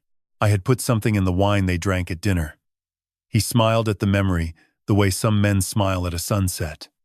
I carried her into the garage and set her in the passenger seat, closed her door, went back to Calvin and moved him to the driver's side, cranked the garage door shut, started the engine. He paused, looked at me with what he clearly believed was mercy. 14 minutes, Eldon. That is how long it took. I stood outside with a stopwatch, because I needed to know exactly when it was safe to go back in and remove the clamps. Your son lasted the full 14. He kept turning his head towards Suki, kept trying to reach her. Stubborn. Like his old man. The wire on my chest recorded every word, every breath, every casual syllable of a confession delivered with the comfort of a man who believed he was speaking to a corpse that had not yet stopped breathing. And I sat there, hands flat on the desk, eyes burning, every muscle in my body screaming to reach across that mahogany surface and close my fingers around his throat until his face turned the same color my son's must have turned in that garage. But I did not move, because I am not a killer. I am an inspector, and my job is to document the collapse, not cause it. Marcus was still talking. The bourbon had loosened something in him that went deeper than alcohol. It was the relief of a man who had carried a performance for 8 months and finally found an audience he believed was too broken to be dangerous. The only complication was Suki, he continued, rolling the glass between his palms. She was supposed to stay under. Whatever I put in the Merlot should have kept her out for the full 20 minutes. But she woke up at minute 6. He shook his head. Not with guilt, but with professional annoyance. The irritation of a contractor whose materials did not perform to specification. She got one hand free somehow, grabbed at the door handle. I had to go back in while the engine was still running. The exposure at that point was already significant. So I held my breath, pinned her arm back, and retightened the clamp. She scratched me, both forearms, deep enough to bleed through my shirt for 2 days. He held up his right arm and pushed back his sleeve, displaying 3 faint white scars that ran parallel across his inner forearm. Remember at the funeral when Blythe asked me about the scratches? I told everyone our cat got aggressive during a bath. He laughed, a short, wet sound that carried no humor. We do not even own a cat. The cat story. I remembered it. Remembered Blythe's face when Marcus told it. The way her eyes went flat and distant. The way she moved 6 inches further away from him on the funeral home couch. She had known. Even then, maybe not the full truth, but enough of it to build a wall inside herself that took 3 months to fully harden into silence. Marcus drained his glass and reached for the bourbon to pour another. He was comfortable now. Expansive. A man enjoying the sound of his own confession, the way some men enjoy the sound of their own voice at dinner parties. You want to know what Haldane said when I told him it was done? Marcus asked, not waiting for an answer. He said, good. Then, he asked me if I had remembered to take the laptop. The laptop. He leaned forward, eyes bright with remembered incredulity. Your son and daughter-in-law are dead in a garage, and the CEO of a Fortune 500 company wants to know about a goddamn laptop. That is what they are, Eldon. Accountants. They see everything in columns. Calvin and Suki were a line item that got expensed. How much? I asked. My voice was barely a whisper. 500,000. Marcus said it. The way you might say, the price of a used car. Wired to my offshore account, 72 hours after confirmation. Haldane called it a consulting fee. He chuckled. I call it the easiest $500,000 I ever made. No body recovery required. No witnesses. Just a grieving old man. And a daughter too scared to open her mouth. He leaned back and looked around the lab with the appraising eye of a real estate agent. This whole setup. He gestured with his glass. Calvin thought he was so clever, hiding down here with his bees and his sick kids like some underground railroad doctor. But he made one mistake. He trusted family. He told Blythe about the property, and Blythe tells me everything. She does not have a choice. Marcus stood and walked to the desk. He pulled a folded document from his coat and spread it before me. The land transfer agreement. He produced a pen, heavy and silver, and placed it in front of my hands. Sign here, old man. Bottom of both pages. And this whole nightmare goes away. You move to Florida. You sit in the sun. And you never have to think about any of this again. I looked at the pen. At the document. At the man standing over me, who had just confessed to murdering my son and daughter-in-law with the same casual ease he might use ordering a steak. Your son begged me. Eldon, Marcus said, leaning down until his face was level with mine, his cologne sharp in my nostrils, his breath warm with bourbon. He said, think of the children, and I told him. He smiled.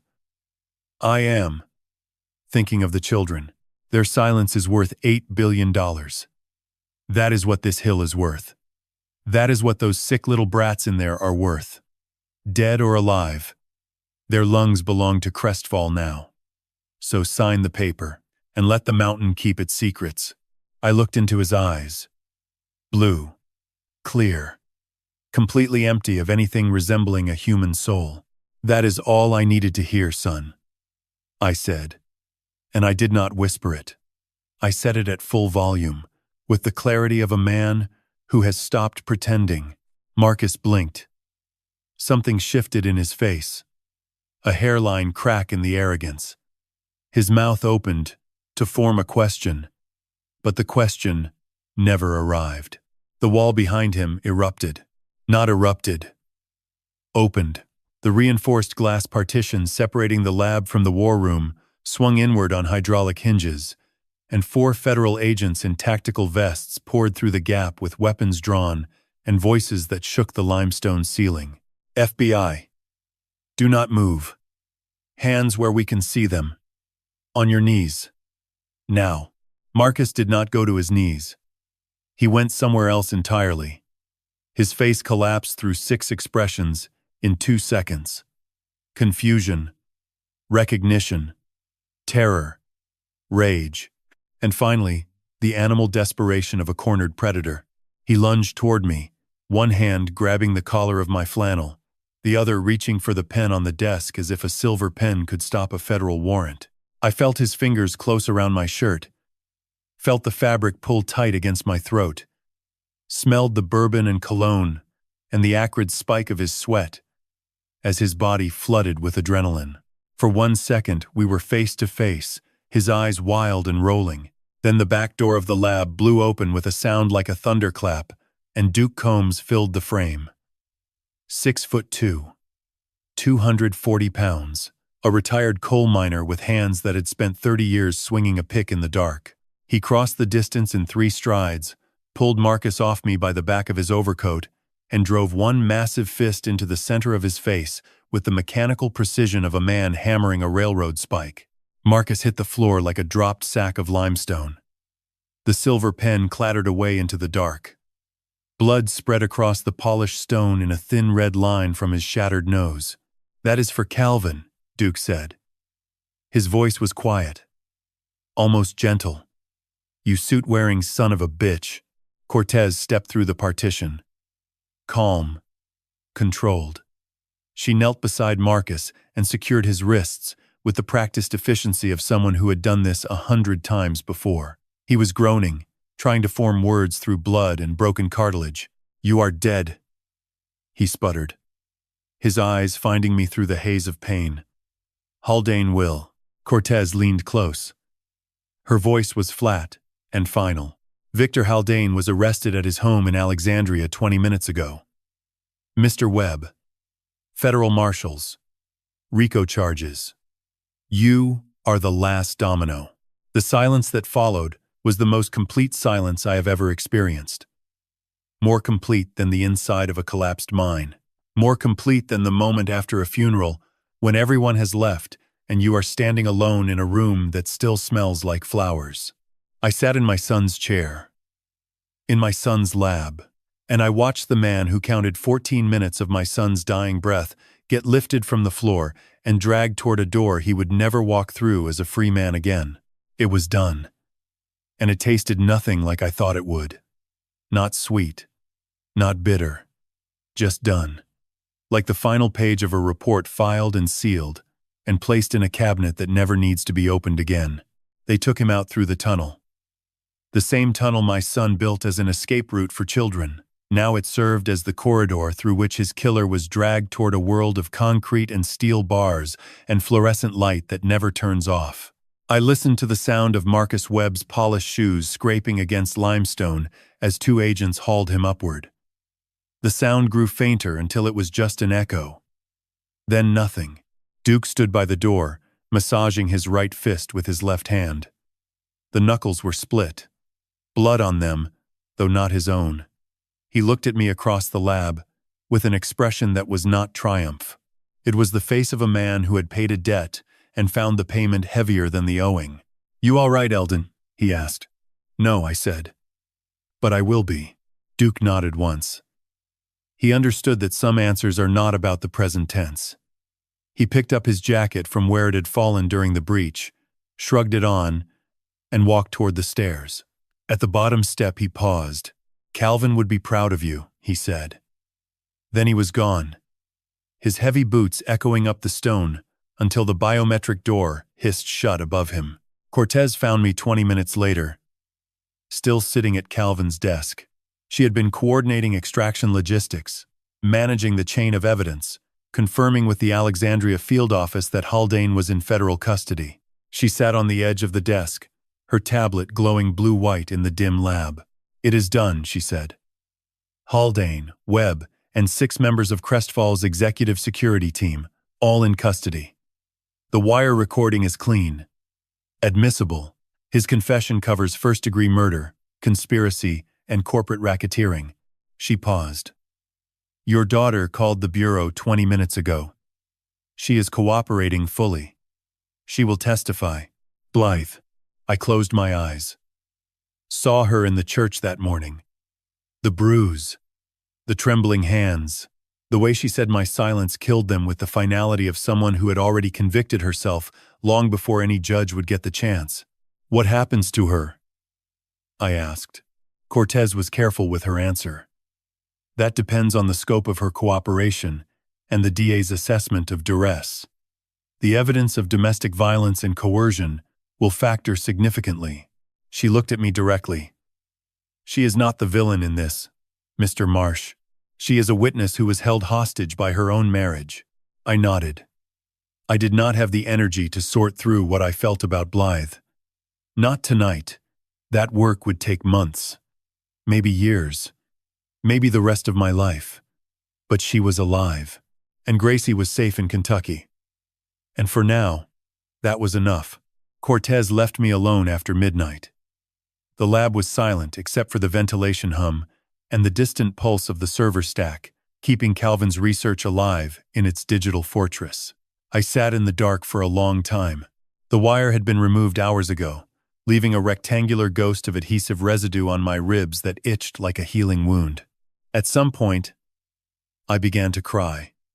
Not the way I cried at the funeral, which was controlled and brief and performative, in the way grief becomes when you are surrounded by people who expect you to be strong.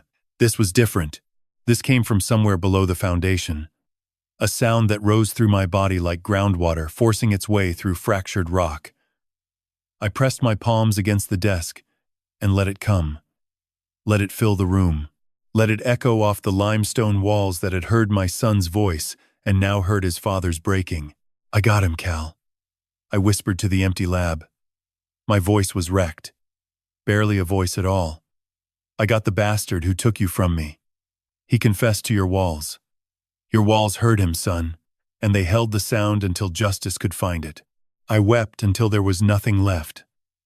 Then I sat in the silence that followed and breathed. The call came at 7 the next morning. I had not slept. I had made coffee on the small burner in the lab kitchen, and the familiar smell of it grounded me enough to answer when Cortez's name lit up the prepaid screen. Eldon, I need you to come to the Charleston office today.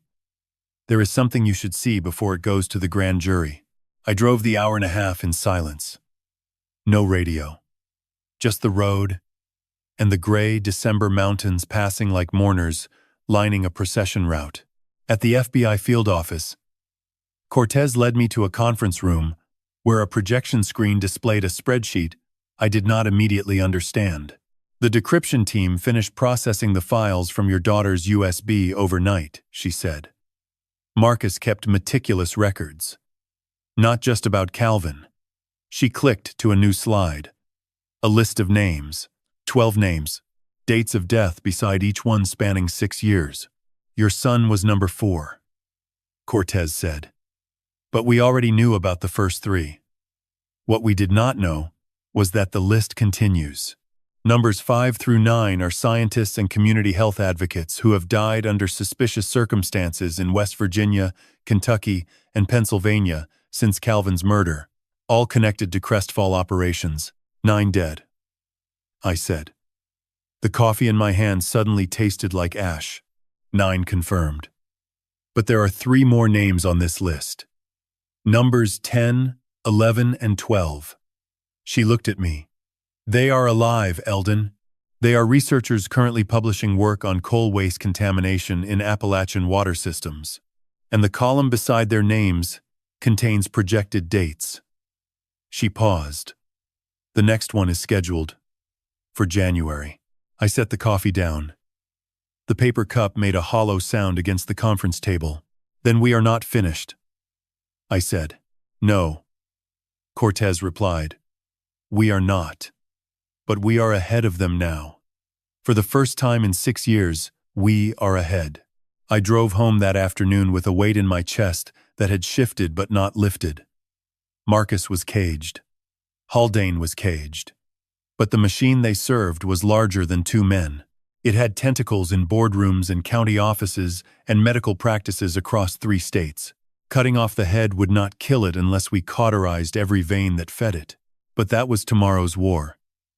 Today, I had a promise to keep. I parked at the mine shelter entrance as the sun began its early December descent behind the ridge. Delilah opened the steel door before I knocked, her face showing the first smile I had seen from her in the weeks since we met over a shotgun barrel. The children were awake, sitting up, playing cards.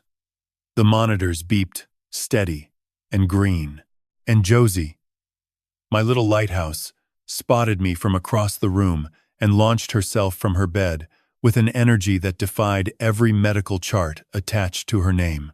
She hit my legs like a small, warm cannonball, her arms wrapping around my knees with a strength that made my eyes sting. "Mr. Eldon," she said, her face pressed against my thigh. "Are the bad men gone?" I knelt down, cupped her face in my hands, looked into eyes that carried my son's hope and this mountain's stubborn refusal to stop growing. "Almost, honey," I said. "Almost. But you are safe now. I promise you that on my son's name." She smiled. And in that smile was every reason I had left to keep fighting. The federal courthouse in Charleston smelled of floor wax and old wood, and the particular tension that fills a room when powerful men are about to lose everything. I sat in the 3rd row of the gallery, the same position I always choose. Close enough to see faces, far enough to see the whole picture. A mine inspector's habit that served me well in courtrooms, as it had in collapsing shafts. The trial lasted 19 days. 19 days of evidence laid out with the precision of a geological survey, each layer building upon the last, until the weight of truth became undeniable. I watched Cortez's team present the wire recording.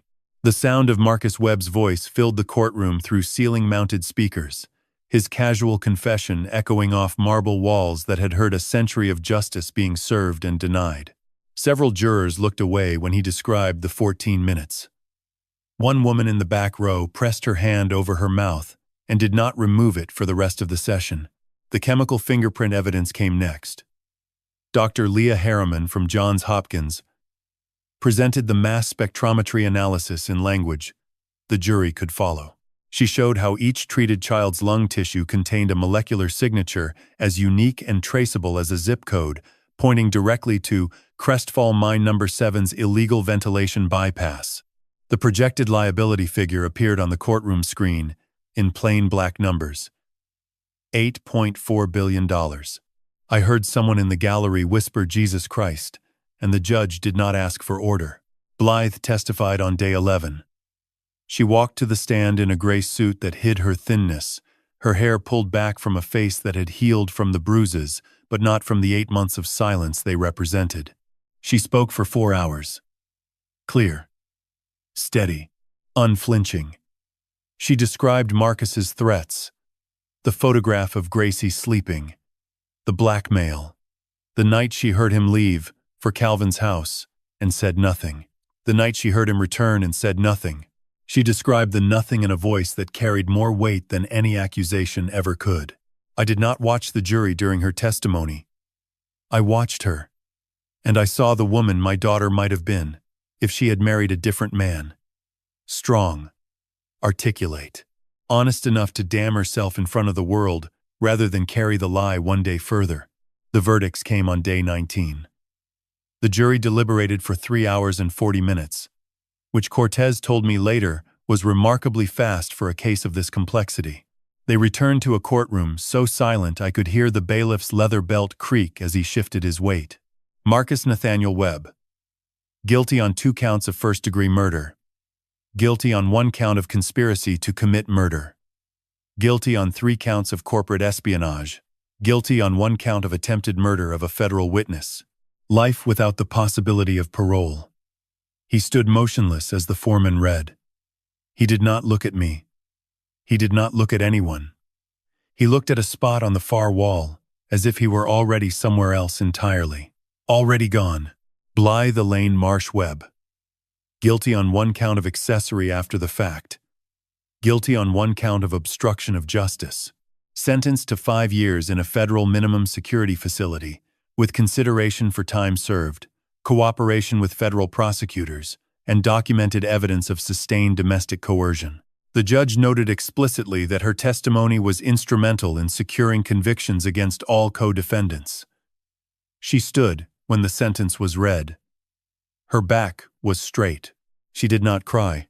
Victor Haldane and 6 members of Crestfall Energy's executive board, guilty on RICO charges encompassing racketeering, conspiracy to commit murder, environmental terrorism, and systematic obstruction of federal health and safety regulations. Combined penalties including $8.4 billion in damages and restitution. Crestfall Energy declared bankruptcy the following week. Mine number 7 was sealed permanently by federal order. The judge, a woman named Torres, whose face carried 60 years of unsentimental adherence to the law, delivered her closing remarks. She quoted one line from Calvin's video that the prosecution had played during opening statements. Dr. Garrison said to his father, and I quote, "Some things are not meant to be sold. The court finds that the defendants attempted to purchase silence with murder, to trade children's lives for quarterly earnings, and to weaponize the legal system against the very citizens it exists to protect. This court's sentence reflects the gravity of those choices." The gavel fell. A single heavy sound that echoed and died. And from somewhere beyond the gallery doors, a sound rose up that I did not expect. Applause. Not polite applause. The thundering, raw-throated applause of men and women who had spent their lives underground and had come to this courthouse on borrowed gas money and vacation days they could not afford. Miners. Their wives. Their children. The people of Boone County who had watched their neighbors' kids get sick for a decade while a corporation told them the water was fine. I did not applaud. I sat still and let the sound wash over me like a wave hitting a cliff face. Justice is not a celebration. It is a settlement of accounts. It restores nothing. It only prevents further loss. The courtroom emptied slowly.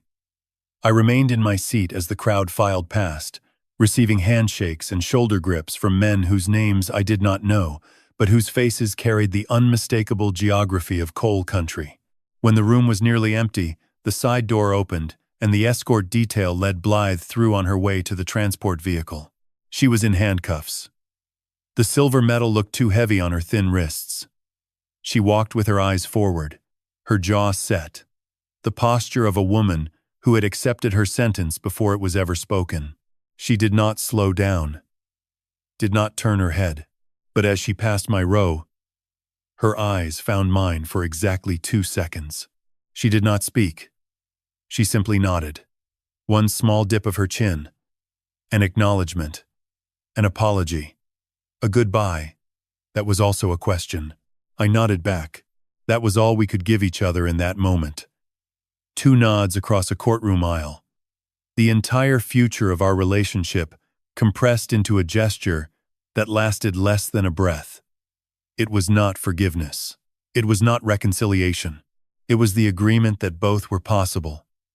Someday, when the weight of what happened became something we could carry together instead of separately, she passed through the door. It closed behind her, and I sat in the empty courtroom until a janitor came in with a mop and a bucket and the smell of industrial cleaner, and the ordinary world reclaimed the space where extraordinary things had been spoken aloud and recorded for history. The week after the verdict, I drove back to the Hollow, not because anyone asked me to, not because there was evidence left to gather or testimony to rehearse. I drove back because 5 children still lived inside a mountain, and the world that had tried to kill them was now watching. Cortez had arranged federal protection. 2 marshals rotated shifts at the gate, their SUV parked where Marcus's men once idled with gasoline. The irony was not lost on me. But marshals are temporary. Courtrooms close. Headlines fade. I needed something that would outlast all of it. Patterson met me in Charleston 3 days after sentence. Hooding Hooth. His office. His office smelled like old paper and fresh coffee. and he spread the documents across his desk the way a surgeon lays out instruments. Nonprofit incorporation, board structure, patent filings, licensing agreements. Calvin had prepared all of it. Every page, dated, notarized, stored in a fireproof safe I had never known existed in his Beckley apartment. My son had built the legal architecture for Protocol Honeycomb while he was still alive. He just never lived long enough to sign the final page. I signed it for him. The Marsh Calloway Foundation became real on a Tuesday in November. Named for our family and for Suki's maiden name, because she earned it. The board consisted of 5 members. Dr.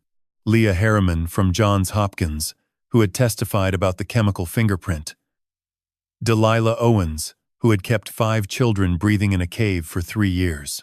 A pediatric oncologist from West Virginia University named Dr. Anwar Bashir, who had reviewed Calvin's data and called it the most significant pulmonary breakthrough in 20 years. Patterson himself, as legal counsel, and me. Not because I understood the science, because someone needed to sit at the head of a table and remember why it mattered. The patents were filed under the foundation's name. Not for profit. Not for sale. The licensing structure allowed any hospital, any clinic, any research university to use Protocol Honeycomb without fee, provided they reported outcomes back to the foundation's database. Calvin had written that clause himself. I recognized his handwriting in the margin of the draft. If it works, it belongs to everyone. If it fails, it belongs to me. Delilah handled the transition of the children. 3 had family willing and able to take them home once the treatments stabilized. Little Cody went back to his grandmother in Mingo County, his lungs clear for the first time in 4 years. The twins, Eliza and Martin, returned to their mother in Fayette County. She had believed they were in a long-term clinical trial. She was not entirely wrong. 2 children had nowhere to go. Josie, whose father had died in mine number 7, and whose mother had vanished into opioid addiction 3 years prior. And a boy named Thomas, 11 years old, whose parents had signed him over to state custody before Calvin found him wheezing in a group home with 30% lung capacity. I did not plan what happened next. Or maybe I did, and simply lacked the courage to name it until the paperwork sat in front of me. Foster certification, background checks, home inspection. The social worker walked through my house on Whitmore Creek Road and noted the spare bedrooms, the fenced yard, the proximity to schools. She asked if I understood the commitment. I told her I had spent 30 years keeping men alive underground. I could handle 2 children above it. Josie moved in on December 1st. She brought a backpack with 3 books, a stuffed bee Delilah had sewn from scraps, and Calvin's old field notebook, which she had taken from the lab and refused to surrender. I did not ask her to. Thomas arrived the following week, quieter, watchful, testing every room with his eyes before entering. He did not speak for 3 days. On the 4th day, he found my honey extractor in the barn and asked how it worked. I showed him. The hives were gone. 140 years of marsh bees, burned by a man who saw them as obstacles. But bees are patient creatures. They do not require vengeance to rebuild. They require structure, a queen, and time. I ordered 4 nucleus colonies from a breeder in Greenbrier County. Thomas helped me assemble the new boxes. Josie painted them yellow because she said it would help the bees find home. By January, the first scouts were flying. Short distances, tentative, but flying. Dr. Bashir published the preliminary findings in the New England Journal of Medicine that same month. Peer review confirmed what Calvin had known. The modified venom compound reduced pulmonary fibrosis markers by 89% in pediatric patients with coal dust exposure. 3 hospitals requested licensing within the first week. 7 more followed by February. The foundation approved everyone. The money from Crest Falls bankruptcy settlement came in stages. $8.4 billion divided among victims, environmental remediation, medical funds, and penalties. The foundation received a grant of $47 million for research expansion and clinical trials. I did not touch it. That was Harriman's domain now, and Bashir's. My job was simpler. I drove Josie to school. I checked Thomas's inhaler. I rebuilt hives on the hill, where my family had kept bees since before the Civil War. Some mornings, I walked up to the spot where the steel door had been. The FBI had sealed the lab entrance after extracting equipment, but the mountain remained. The hollow still breathed in the early fog. Rhododendron still grew thick along the creek. If you did not know what had happened here, you would see only wildness, beauty, silence. But I knew. And knowing was enough to keep me climbing that hill every morning with coffee in one hand and purpose in the other. Duke came by on Saturdays.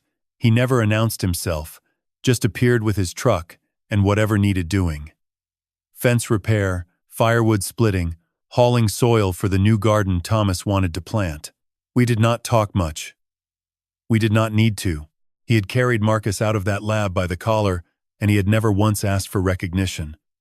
Some debts do not have invoices. On a Wednesday in late February, Josie came home from school with a permission slip. Science fair. She wanted to present a project on pollination and lung health, the connection between clean air, healthy bees, and children who could breathe. She asked if she could use Calvin's field notebook as a source. I sat at the kitchen table and read the question on the form. What inspired your project? She had written, in careful third-grade handwriting, my grandfather's son saved my life with bees. I want to know why they worked. I signed the permission slip. My hand did not shake. I am not a man who writes letters. 30 years in the mines taught me that paper is fragile, that words on a page burn faster than the men who wrote them. But Calvin wrote letters. Suki wrote letters. And now I understand why. Because some things cannot be said to a face. They can only be placed on a table and left for someone brave enough to pick them up. These are the letters I wrote in the year after the trial. Not all of them were sent, but all of them were true. The 3rd of March 2026. To Calvin and Suki, the bees came back. 4 colonies. Greenbrier stock. Good temperament. Thomas built the stands himself. Measured twice, cut once.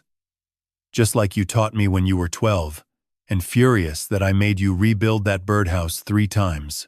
Josie painted the boxes yellow. She said bees see ultraviolet. Not yellow. But yellow makes her happy. And happy people take better care of hives. I cannot argue with the logic. Protocol Honeycomb has been licensed to 11 hospitals. Dr. Bashir calls every Thursday with updates. I do not understand half of what he says, but I understand the number that matters. 40. 3 children treated since January. 40. 1 improved. 2 still in progress. None lost. You built something that outlived the men who killed you. I do not know if that is justice or miracle or stubbornness. Probably all 3. You were always stubborn. I miss you in the mornings most. The quiet before the coffee is ready. That is, when the house remembers, it is too empty. But it is less empty now. Dad. May 19, 2026. To Blythe, you asked me in your last letter if I have forgiven you. I want to answer honestly, because you deserve that. Even if it is not what you hope to hear, I have not forgiven you. Not yet, not fully. Forgiveness is not a switch I can throw like a breaker in a mine shaft.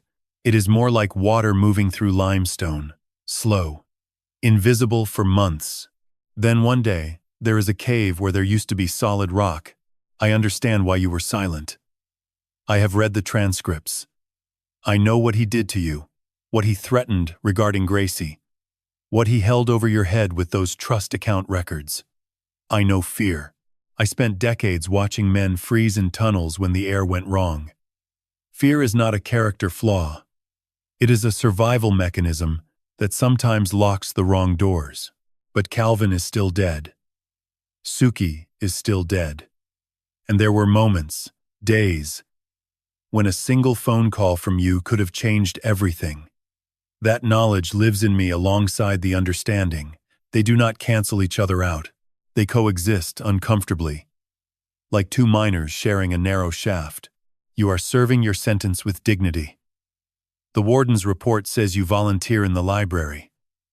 That sounds right. You always did love organizing things more than creating them. Gracie is thriving with your aunt in Lexington.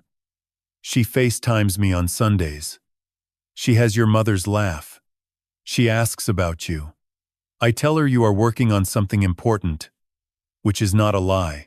When you come home, there will be a place at the table. It may take time for it to feel natural, but the place will be there. Dad, August opt. 2012. She chasse. To Yossi, you will not read this until you are older. Maybe 16. Maybe 18. Maybe the morning before you leave this house for college or work or some adventure I cannot yet imagine. I want you to know the truth before the world gives you its version. Your father died in mine number 7. Not from a cave-in or an explosion, the way the company told your grandmother. From poisoned air that a corporation knew about and chose to ignore because fixing it cost more than a settlement. Your mother fought that grief with every weapon available to her. And some of those weapons turned against her. I do not judge her. I did not know her well enough to judge. Calvin and Suki found you in a hospital ward in Boone County. You were 5 years old, 41 pounds, and your lungs operated at 36% capacity. They brought you into the mountain and spent 2 years rebuilding what Crestfall stole from you breath by breath. You are healthy now because 2 people decided your life was worth more than their safety. They were not your parents by blood, but they were your parents by choice, which is the harder kind. I am not your grandfather by blood either, but I am your grandfather by the same choice. And I need you to know that this choice is not charity or obligation or guilt. It is the simplest thing I have ever done. You walked into my house with a stuffed bee and 3 books, and you made it home again. When you read Calvin's field notebook for your science fair, you held his work in your hands the same way he once held you. That continuity is not accident. It is legacy, and it is yours. Elden, 25. December 2026. To whoever finds this house empty someday, my name is Eldon Marsh. I am 71 years old. I am a retired federal mine safety inspector, a beekeeper, a foster father, and the founder of something that will outlast me. If you are reading this, I am gone. The bees may still be here. If they are, please tend them. They are gentler than they look, and more important than you know. In the barn, top shelf, behind the honey extractor, there is a fireproof box. Inside you will find the original protocol honeycomb documentation, a copy of Calvin's field notebook, and the Foundation's contact information. If something has gone wrong, if someone has tried to bury this again, that box is your starting point. The children who lived in this mountain are scattered across the country now, breathing clean air, growing tall, becoming people Calvin and Suki never got to see. But they exist because 2 scientists chose to fight quietly when fighting loudly would have gotten them killed sooner. I do not believe in ghosts, but I believe in residue. The chemical fingerprint Calvin discovered works because every poison leaves a trace. Every act of cruelty marks the earth, but so does every act of love. The venom that healed those children carries Calvin and Suki's fingerprint as surely as the coal dust carries Crestfall's guilt. Tend the bees. Protect the children. Tell the truth. Everything else is just weather. Eldon Marsh, Whitmore Creek Road, Boone County, West Virginia. I sealed the last letter in an envelope and placed it in the fireproof box beside Calvin's notebook. Then I walked outside. The December air was sharp and clean and smelled like pine and cold stone. Thomas was stacking firewood by the barn. Josie was sitting on the porch step with a book, her breath making small clouds in the morning light. The bees were dormant in their yellow boxes, clustered around their queens, waiting for spring. I stood on my hill and I breathed. Spring came the way it always does in the hollows. Not all at once, but in pieces. A warmer afternoon, a crocus pushing through mud, the creek running louder as ice released its grip on the upper ridges. And then one morning in early April, I walked up the hill and heard it, buzzing, not loud, not yet, but steady. The first scouts emerging from the yellow boxes, testing the air, mapping the distance between hive and bloom. They flew in small circles at first, orienting themselves to a world that had changed while they slept. I stood still and let them learn me. They landed on my coat sleeve, on the brim of my hat. One walked across the back of my hand, her legs dusted with the pollen of the first wild crabapple blossoms along the creek. I did not move. I just watched her work. Thomas appeared beside me after a few minutes. He did that now. Appeared without announcement, the way Duke did. Quiet boys become quiet men in these mountains. He watched the bees with me, and then said the longest sentence he had spoken in a month. "Mr. Marsh, I think the hive on the far left is building queen cells." I looked at him. 11 years old. 70% lung capacity and climbing. 3 months ago he could not walk this hill without stopping twice. Now he climbed it before breakfast, to check the hives. "Show me," I said. He lifted the outer cover with both hands. Careful, respectful of the weight and the life underneath. I handed him the smoker, and he puffed twice at the entrance, the way I had taught him. Then he pulled the third frame and held it up to the morning light. There, along the bottom edge, 3 peanut-shaped cells hung like promises. "Queen cells," I confirmed. "She's preparing to swarm. Is that bad?" "No. It means the colony is strong enough to divide. 1 becomes 2. That's how they survive longer than any one queen lives." He thought about that for a moment. Then he slid the frame back into place, with a precision that Calvin would have admired. My son had those same hands. Careful, deliberate, aware that the thing they held was alive. Josie came running up the hill 10 minutes later, backpack bouncing, school bus exhaust still visible at the bottom of the road. She had won the science fair, not the county fair, which she had won in March. The state fair. Her project on pollination and pulmonary health had been selected for the West Virginia State Science and Engineering Fair in Morgantown. She held the certificate in both hands, like it was made of glass. "Grandpa," they said, "I can present at the national qualifier if I expand my data set." I knelt in the grass so I was level with her eyes. 8 years old. Breathing clean. Breathing deep. Lungs that once operated at 36%, now tested at 91.